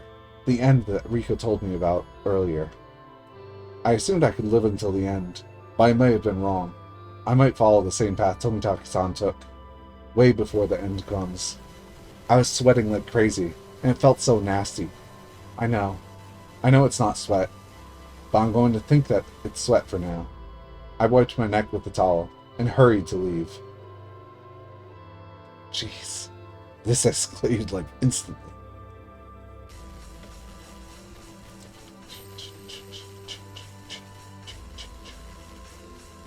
Are we switching to Keiichi now? This area has no streetlights, so I was scared to run fast when I could barely see. The moon lit up the sky, but not my steps. The only light I had to see by was my flashlight. The light was very weak. All I could see was the flat gravel road before me. Anything the flashlight couldn't reach was in total darkness. The expression often used in novels, pitch black, wouldn't be inappropriate. I might trip over an empty can or a rock any time. Not wanting to fall, I used the flashlight to its maximum extent to watch my step, but I was still a bit nervous. I started running slower and slower until I was just walking briskly. Did I just stop running because I'm afraid of tripping in the dark? But I usually run around without watching my step during the day. I run around with Rena and Mion all the time. Even if I can see what's underfoot, I don't pay any attention. I don't think I might trip. I just keep running around without a care. Rena might be feeling the same way I am. For Rena, the light with which she illuminates the darkness of suspicion is too weak. And the darkness of the delusion she deeply believes in is getting darker and darker. That's why she's scared to even walk on the same roads she always used to take. She fell for the contents of those ridiculous scrapbooks. People might laugh at her for that, but those scrapbooks aren't normal. They manipulate their readers' hearts and, with evil intent, take advantage of their vulnerabilities. That evil intent captured my heart for one night. That's why I know how evil they are. They're just urban legends, like the prophecies of Nostradamus or the Purple Mirror. What's the Purple Mirror? Let me look that up real quick. Purple Mirror. Is that real? It's too much shopping stuff. Oh, urban legend. Let's Google that.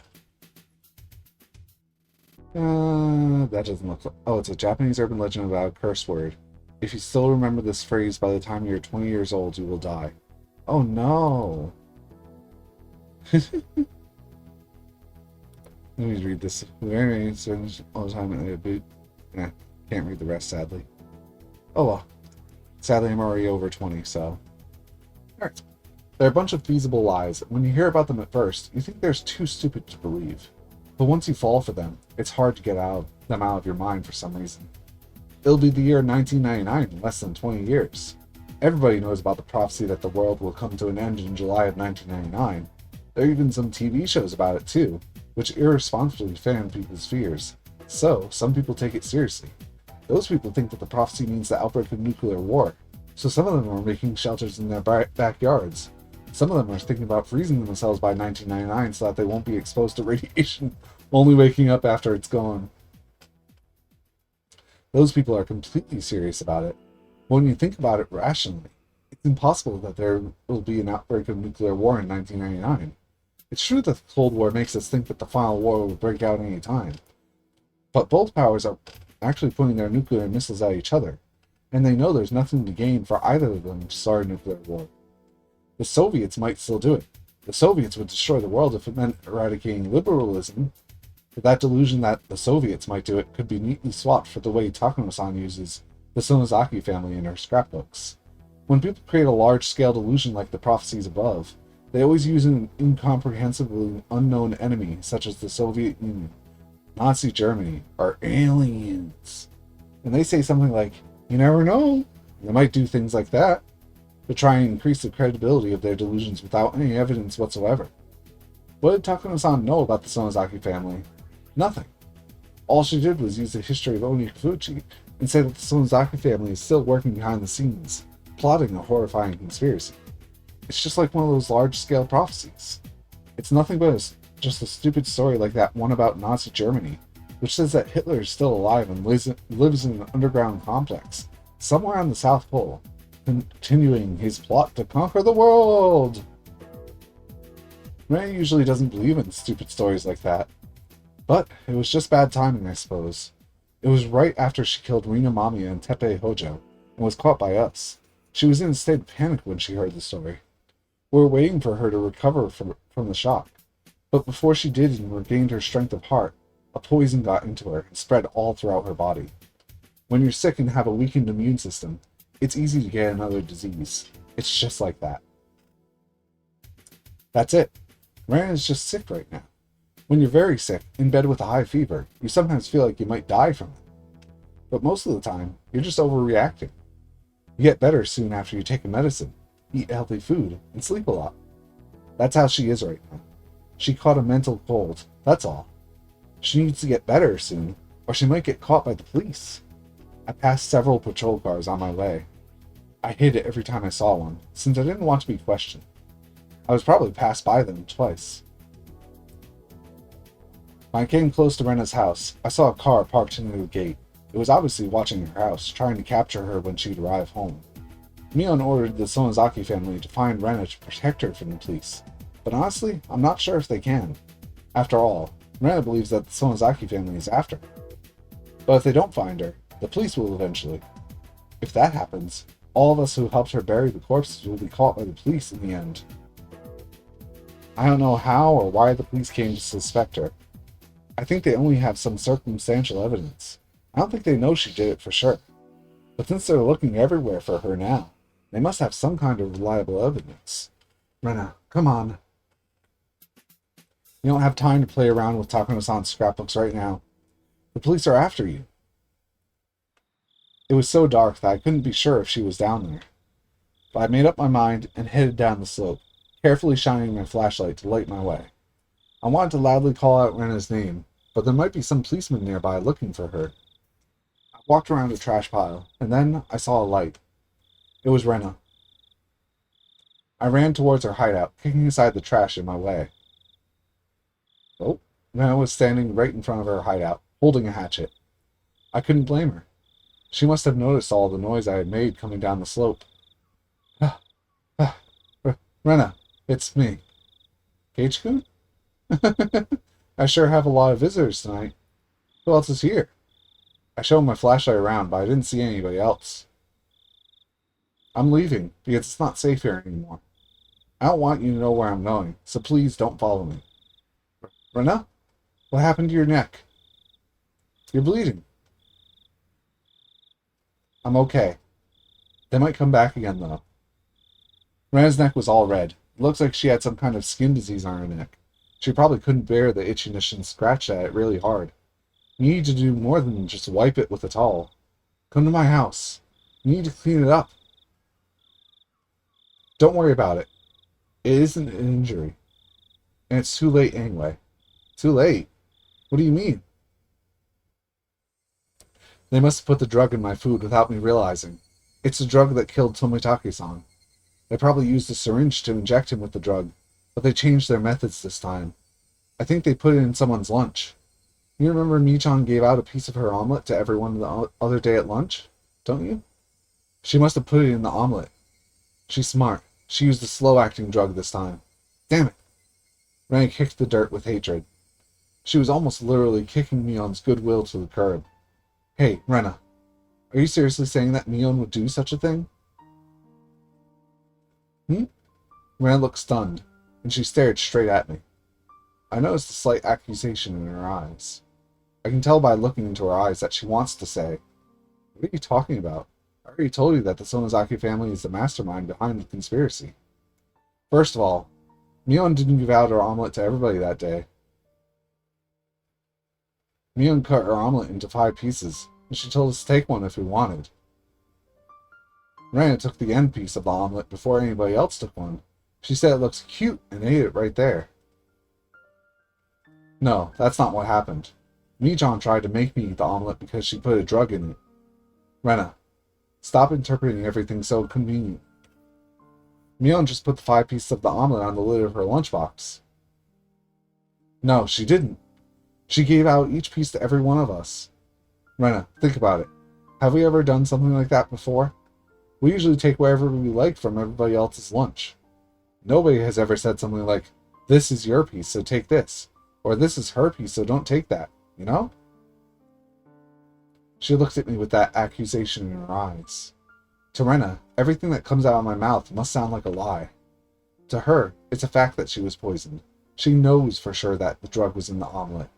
That's why she's contradicting me, because I'm saying something different. I didn't come here to make her mad. I realized that disagreeing would only escalate her anger, so I decided not to. Anyway, you said that this place isn't safe anymore. Where are you going to go then? Well, I'll find somewhere. It's not that easy to find a place to sleep. Why don't you come to my house? I appreciate your offer, but I can't do that. The Sonozaki family is looking for me everywhere in the village. I don't think you'd betray me, but I don't think you can hide me from them either. It's not the Sonozaki family who are looking for you. It's the police. Why? Oishi-san is on my side. I told him to leave me alone. I don't think he's looking for me. I think they know that you killed Rina and Tepe. Oh, I see. I was relieved that we were finally on the same page, but I realized I was wrong right away when she laughed in self-derision. Do you know how the police found out that I killed them? No, I have no idea. Nobody saw her killing them. Nobody saw us burying the corpses. We buried them deep in the mountains, and we camouflaged the spot perfectly. Plus, Mion moved them to a secret place afterwards, so it's impossible that the corpses would be found. I went there this evening. I went there to check the spot where we buried them. Guess what I found? Ah, that didn't sound good. Of course. Rena has no idea that Mion took care of the corpses. She'd think the corpses were still buried there. They weren't there. The corpses. Somebody dug them out and carried them somewhere else. Ah, Rena. That's because, it's impossible that someone happened to dig them up. I chose the place. So, the only people who know about the place are me and my friends who were there. That's right. Well, the thing is, I know who did it. It's Michan. They didn't want me to work with the police. They needed to have some insurance. But I didn't think they'd use the police to find me. I guess they don't care how it looks anymore as long as I'm captured. Come on, do you really think Mion would do such a thing?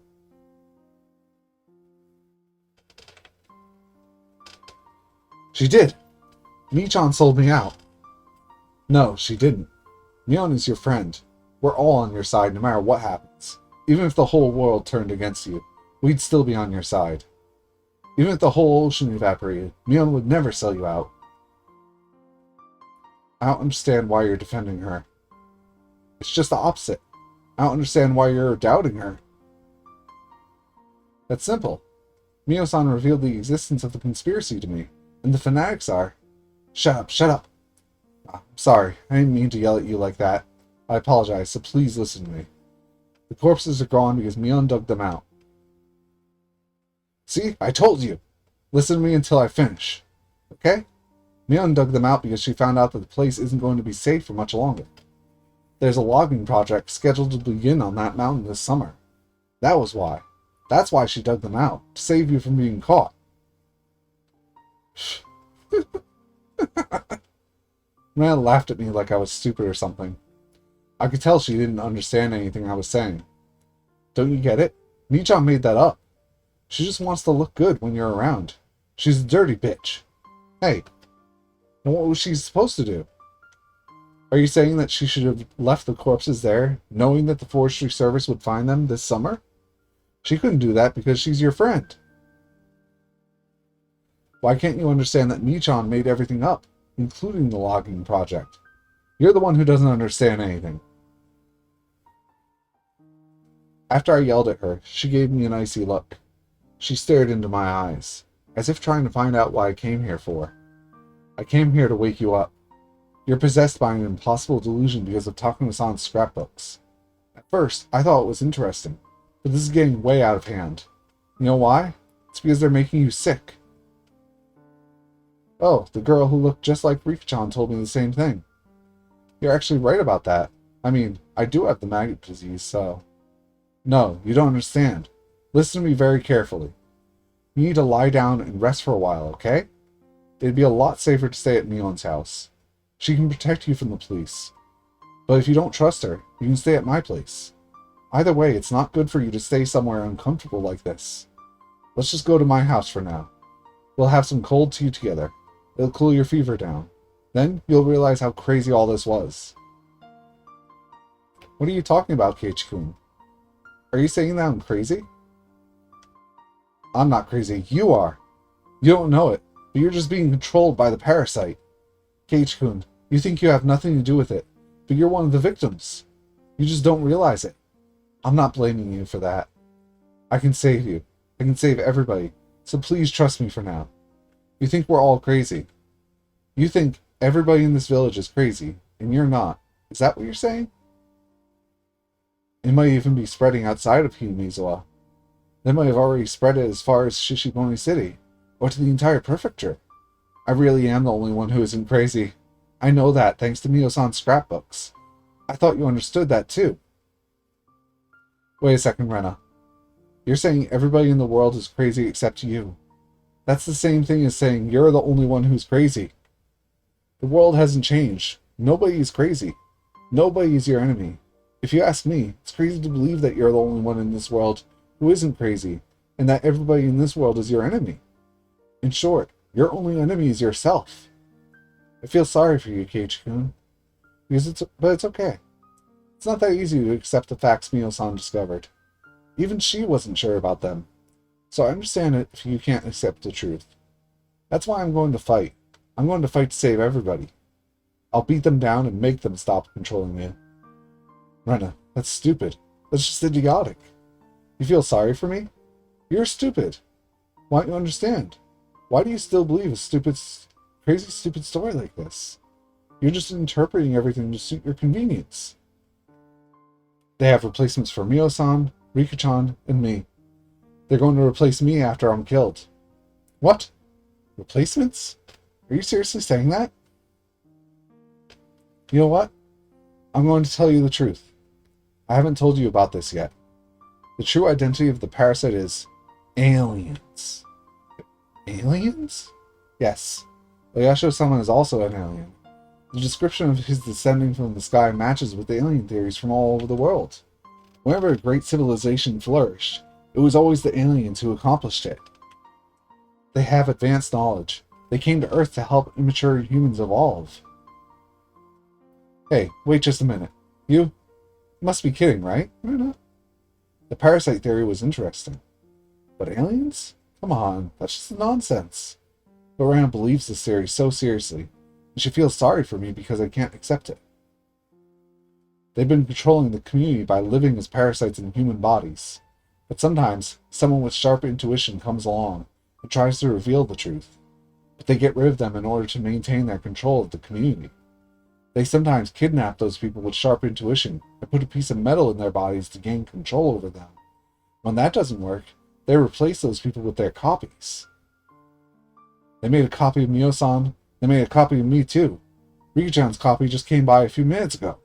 I talked to it. It admitted that it came from space. It told me that the end of the world is coming soon, and it laughed at me, saying I should struggle as much as I want. I'm going to fight. I'm not going to let them domesticate our species. I'll never, ever. You're so stupid. I stepped towards Rena and slapped her in the face. I was hoping it would return her to sanity. Wake up! Rena, did you forget? It happened here. Just a few days ago. We all took each other's hands here, didn't we? And we promised we'd be family made of friends forever. Rena played with her wrist. She didn't interrupt, so I continued. If you're seriously saying that aliens are controlling the Earth, I'll believe you. Even if everybody in this world didn't, I would. That's because I'm your friend, and I'm on your side no matter what. But I want you to listen to me too. I want you to listen to me because I'm your friend. Takano-san made up all the stories in the scrapbooks. It's true. Takano-san was an occult maniac. She enjoyed interpreting the old history of Hinamizawa any way she wanted. She made up ridiculous stories out of it, and she read them to people for fun. So, the parasite story isn't the only one she made up. There are stories about UFOs, some kind of creatures from the underworld, and many other things. So the one you read in the scrapbooks was just a new story she made up recently. Don't you remember that she liked to make fun of people? She was just making fun of you because you took her story so seriously. If it was just a story she made up, why was she killed?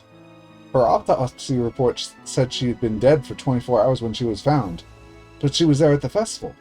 Why? How are you going to explain the cause of Tomitake-san's death? What about the Sonozaki family? What about the legend of Hinamizawa? What about Oyashiro-sama and Rika-chan? Are you saying everything is made up? Are you saying that the whole world is lying to us? Stop making connections between everything. That's a typical symptom of paranoia. Don't think so hard. You're just tired. That's why you need to rest. All I'm going to do is offer you a place to relax, a bed, and food.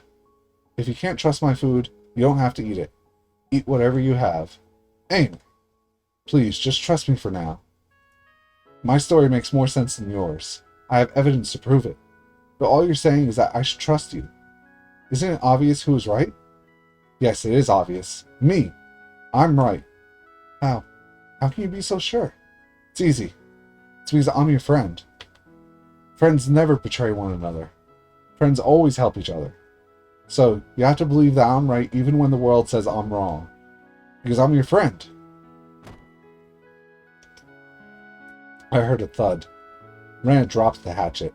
She staggered, holding her head in her hands. She was muttering something, and it looked like she was asking herself questions. He wants me to trust him, but he has no evidence to prove he's right. He's being absurd. Or, maybe he's right, and I'm wrong. Am I really just misunderstanding everything? It would be wonderful if that was true. I wish I was wrong so many times.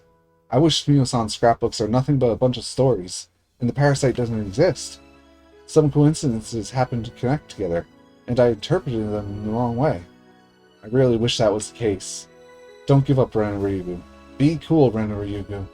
This guy has poison in his words. He's trying to take advantage of my weakness. Everything is too obvious not to believe.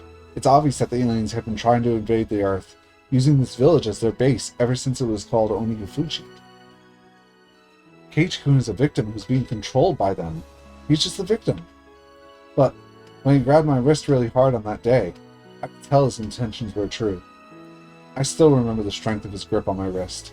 He tried to save me, his friend.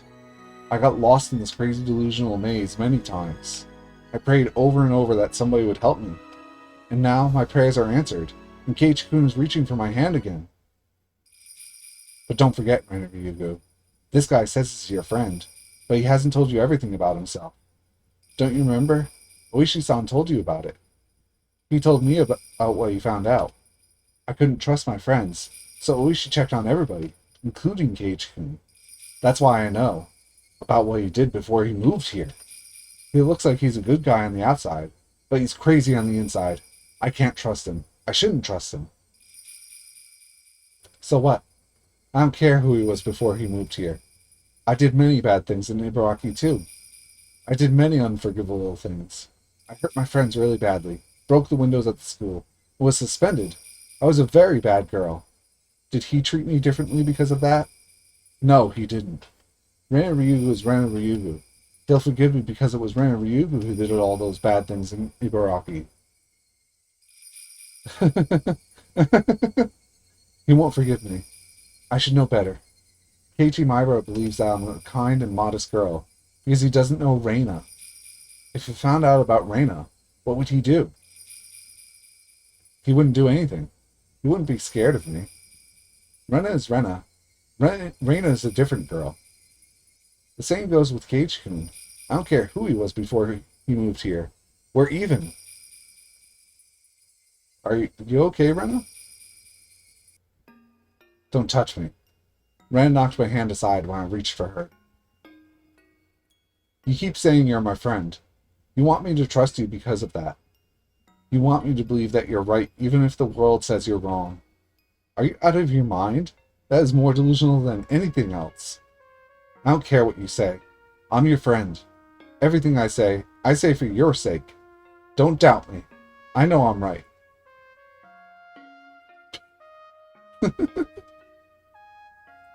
Really? Then, can I ask you something? Yes, anything.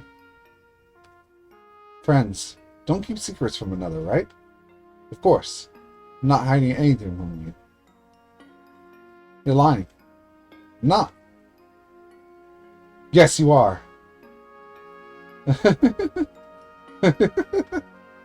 What's so funny? Keiichi-kun, you think you can keep it a secret from me, don't you? I know everything. I know what you did before you moved here. I know. I felt as if my entire body was covered in frosty needles.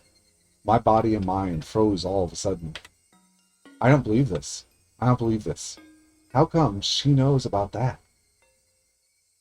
I asked Oishi-san to check on everybody. Everybody. That's why I know what you did before you came here. Stop it. You got it all wrong. You only targeted little girls. I have to tell Sasuke-chan and Rika-chan about it. I can't believe a dangerous person like you was near us the whole time. No, it wasn't like that. It just turned out that way. A series of attacks on school kids. Bravo! It has as strong an impact as a series of mysterious deaths of Hinamizawa. No, it wasn't like that. It wasn't like what? You shot little kids with a BB gun when they were walking alone on deserted streets. What a horrifying incident. It instilled fear into the whole city for a while. Members of the PTA had to watch the kids at every street corner when they walked between home and school. He shot one of the girls in her eyes. She was badly injured. Fortunately, the damage wasn't permanent. You had a BB gun, and you only shot little kids. How disgusting. What made you enjoy it so much? You must have really enjoyed it because you continued to do it for a long time. But then, you turned yourself in to the police, accompanied by your parents, in a crisis of conscience. You couldn't even take responsibility for your actions on your own. Juvenile law was kind to you, wasn't it? It prevented your name from being disclosed to the public, or the victims. I bet your father spent a lot of money to protect you. He paid a lot of compensation to settle the case out of court, and he had you placed on probation. After the case cooled down, he used the power of money once again to move far away from the city. Everything is solved, right? You're lucky that your father is so rich. I mean, that's literally what happened with Rena. She moved out of the city after just breaking all the windows and hurting her classmates. Her father or mother paid them off. No, it wasn't like that. Ah, why didn't you tell us about it? You told me that you did nothing but study at your previous school. Why did you lie like that? Sorry, I didn't mean to lie. I thought friends didn't keep secrets from one another, right? So that makes you not my friend. The blades of her words hit hard, and they made my eyes bleed. The blood was clear, and it tasted salty. The blood of my tears. I can't trust you because of what you did in the past. Don't you ever think you can hide it from me. I remember how deeply I regretted it. I couldn't regret enough. I wanted to forget it, but I couldn't. I made a stupid mistake. Why? Why does she have to bring it up right now? I apologized and accepted everything. I moved here to put it behind me. I wanted to have a fresh start in Hinamizawa. I swore to myself to live a clean life from then on. Everything is ruined now. I'll be a criminal, no matter where I go. I was stressed out with my exam studies. I was frustrated. I randomly shot people. I didn't care if it was girls or kids. Why did I do something so stupid? There was no reason. I had no reason to do that. I just wanted to get someone's attention. I didn't have the courage to tell my parents I didn't want to study. I just wanted somebody to scold me, so I used a childish way to get attention. I regret what I did. I swear I'll never do something that stupid again. If I do it again, they can send me to the chair. If there was something I could do to be completely forgiven, I'd do it, no matter what it was. But, no matter how deeply I regret it, and no matter how long I atone for my sin, I'll never be forgiven. That's why I wanted to sweep the whole thing under the carpet and have a fresh start. I have nothing to say if somebody tells me that forgetting my sin is an act of cowardice. Sins are sins. You can't just get rid of them. You have to carry them for the rest of your life. I know that's the fate of a sinner. If you don't want to live like that, don't be a sinner. I understand that logic too. But then, how are sinners supposed to live? Anyway, you're not my friend. I'm not going to take any orders from someone who isn't my friend. I need you to leave me alone for a while, okay? I didn't notice until she spoke that I was on my knees, hanging my head. Rena picked up the hatchet she dropped earlier. I wanted her to hit my head with it. Yeah, that's right. If anything's going to be torn apart, I'd rather it be my body. Compared to the pain of my heart being torn to shreds, I'd rather she cut my head off. I believed it. I still believe it. I still believe it right at this moment. I believe that I'm their friend. But in fact, I'm starting to become aware of it. I want to believe I am their friend because I don't want to accept my past. I'm trying to tell myself that, but I feel stupid crying like this. My face is all messy with tears. I was never their friend. I am a sinner, and I hid my past from them. I hid it because I was scared. I told her that friends don't hide anything from another, and I hid my past from them. I hid my sin from them. My past has nothing to do with how I live my life here. If I ever attacked a kid in this village just because I was frustrated, I wouldn't mind it if they killed me and cut me into pieces. But I'll never do anything like that again. I just want to live normally. What I did before I moved here has nothing to do with my life now. For instance, Rena moved here too. I wouldn't change the way I see her, even if I found out she did something bad before she moved here. Wait, does he not know that? Right? I wouldn't, would I? Even if Rena beat some of her friends, or broke all the windows of her school, I wouldn't care because it happened in Ibaraki. Wait, he knows that. What? She didn't do that in Hinamizawa. Rena's Rena. She's my best friend. That's why I wouldn't see her differently. even if I found out about her past. Hmm? That's a lie. That's a lie. That's a lie. That's a lie. I'd keep a distance from her if I found out that she really did such things. I'd be scared of her. I wouldn't try to listen to her. Why?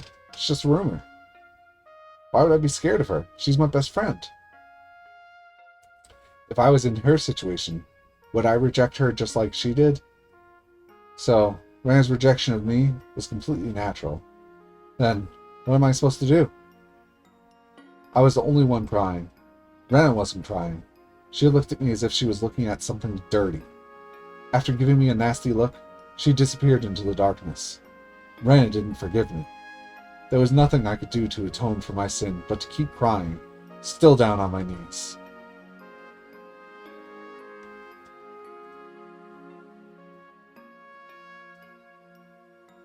I wonder what's next.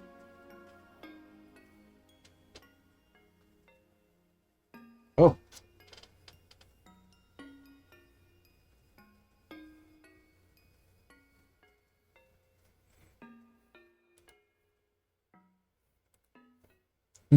Our reason to move. I don't remember how many years ago it was. There was this beautiful village surrounded by nature. But the village was going to be submerged in water because of a new dam project, and the villagers protested against it en masse. They held a sightseeing tour so people from other places could enjoy the local beauty. I joined the tour out of simple curiosity. I wanted to take a look at the nature that might sink under the water. But when I got there, the place took my breath away. The air was so clean and clear, and the landscape was beautiful beyond words. Since then, I was hooked on the inspiring nature of the place. I fell in love with the village so much that I was very glad when I heard that the dam project was cancelled. That village is where I'm building our new house. When I visited there, I found a beautiful field of wildflowers. I saw two cute girls playing in that field. Both of them were very beautiful, with long, straight hair. They were probably neighbors or best friends. I still remember how they looked. One of them had a very beautiful face, with a clear-cut profile for her age, and the other had a very pretty, innocent look. Who are they? I'm sure both of them will grow up into fine, beautiful ladies in the future.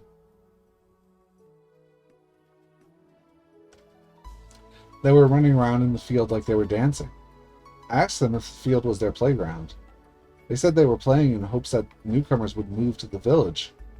Then I saw a sign saying "Lot for Sale." That was when I began to think that it might be a great place to live. There was nothing here, and things are a bit inconvenient compared to life in the city. But I sincerely believe this was the best place for us to start a new life together as a family. A lot of things happened back in the city, but the past is the past. It's best that we move on. We learn from our mistakes. I hope we can start a new, more ideal life in this village. Keiichi, I hope you grow to love it here as much as I do. You do? Happy to hear that. I'm also happy that we've been doing a lot better as a family since we moved here. Back in the city, we were far from close. So, I'm truly happy that we're able to start from scratch. Now that I come to think about it, I've never had a chance to have a conversation with you like this before. Oh, Keiichi. Do you know any two beautiful girls with long, straight hair in your school? I think they're a lot younger than you. Oh, you know two young, beautiful girls, but one has short hair, huh? I don't think they're the ones I saw. You want to know why I asked? Oh, I just wanted to ask them to be models for my portraits. I was thinking about making them wear cute costumes. Basically, I just wanted to see them again, for artistic reasons. So, if you happen to see them, let your dad know, okay? Promise me, okay? Oh, golf.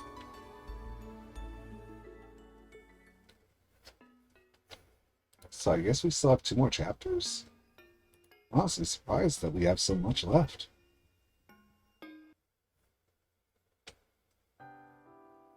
Mm-hmm. At lunchtime the next day, everybody in class was talking about Rena's disappearance.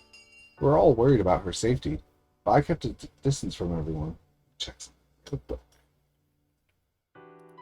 This button is...